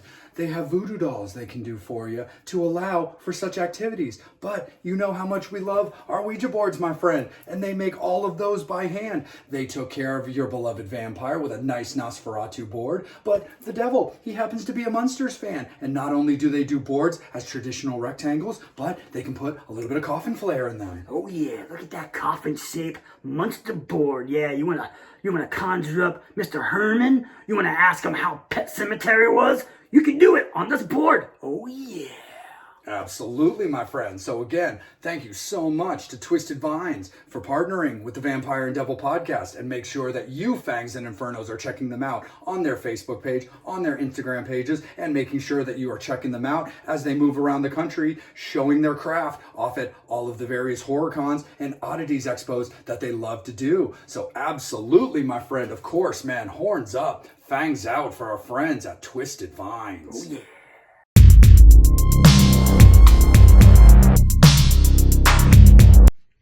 All right, Fangs, let's talk about a brand new coffin nail, shall we? We're going to discuss Death Rider in the House of Vampires. It's the new movie by Glenn Danzig. Now, here's the thing. We really can't talk about this movie without talking about the first movie, which was called Veronica. It was based off his graphic novel series. It's like hypersexual, very satanic, very demonic. The movie, however, is not good at all. It's just really badly executed, terrible acting. People that were supposed to be dead, you could clearly see them breathing. Just really wasn't thought well through. Look, I enjoyed it for what it was. Glenn Danzig, for me, can do no wrong. I'm a big fan, but that movie just wasn't good. Now, here's the thing. Death Rider in the House of Vampires, actually pretty excellent. I enjoyed it quite a bit. You know, it's a spaghetti western. It's very, very much based off the 1960s style westerns, and they really kept very close to those old style movies, which I can actually really appreciate. The other thing I really liked about this movie is they kept it very, very simple. That's one of the things that actually causes me to give it pretty high marks, is when it comes to vampiric type movies, vampire movies, you don't have to look too deep sometimes. You don't have to dig too far in order to get a good movie. You just simply have to pay attention to the vampiric lore, make sure you're not making bad decisions, bad deaths, make sure that you keep in mind what kills vampires versus what doesn't. And sometimes a nice simple vampire movie can actually be really well done and actually can make for a very good time, and that's what I liked about this. Devon Sawa plays the Death Rider. You know, and there's also a very excellent cast. Count Holiday is played by the late, great Julian Sands. Glenn himself is in this movie. He's not the strongest actor, I'll be honest, but look, his character was fun. It was called Bad Bathory, and also Eli Roth was in here as well. But it was a very, very cool movie. I really actually enjoyed it quite a bit. Devon Sawa, the Death Rider, is actually a vampire himself, and he brings a virgin to be sacrificed, you know, as like payment to get into the vampire sanctuary. He goes about handling his business, and in the end, when he leaves the sanctuary, he takes the virgin with him, which I think is really, really cool. But also the one thing I really, really like, and I'm not going to tell you who survives versus who doesn't, is that it does lead to a sequel. It really does look like there could be or will be a sequel to this movie. So I'm going to actually rank this very high because I really did enjoy the simplicity and it was a lot of fun. So I'm going to give this a very solid 7.5 in Glenn Danzig's Death Rider and the House of Vampires, and I hope there's a sequel. Ghouls and Fangs, Vampire and the Devil here. We got a little question for you. Devil, there's kind of a triangle, a three-headed monster per se, when it comes to Baltimore, that I don't think people necessarily realize. We've got Edgar Allan Poe, we've got John Waters, but what else do we have? We got the Ouija boards, oh yeah. Absolutely. Starting in Baltimore way back in the day, a lot of people are unfamiliar with William Fuld and Elijah Bond, who patented, and the birth of the Ouija board was right here in Baltimore. Devil and Vampire coming at you from the Witchboard Museum of Baltimore, courtesy of our friend John Kozik, who invited us out to check it out and shoot a little conversation action to let you guys all know. Of course, you've seen on our socials that we have partnered with both museums, and we couldn't be more appreciative to John for that opportunity. So whenever you're here in Baltimore, of course, right attached to the Bazaar Oddity Shop off of the Avenue, you have Witchboard Museum Baltimore. And when you're in Witch City, USA, up in Salem, Massachusetts, that's when you get to visit the Salem Witchboard Museum. Oh yeah, if you want to see some cool stuff, see some cool boards, get some cool history, go see our boy John. Man, that guy is really, really awesome, man. That dude knows his boards, he knows his history, he's about preserving the society of witch boards and the talking boards and all that goodness. And, you know, we love it. We love the fact that, you know, they were going to bring in this museum here in Baltimore, so all the Baltimore fans or all your East Coast fans or maybe not as far away, going up to Salem, come out to Baltimore and check it out, you know what I mean? Because there's some cool stuff in this museum, and you got to check it out because the devil and the vampire said so. That is Facts right there, my friend. Again, absolutely attached to the Bizarre Oddities shop in the Avenue in Hamden for the Baltimore established Witchboard Museum, or off of Essex Street in Salem, Massachusetts for the Salem Witchboard Museum. Horns up, fangs out.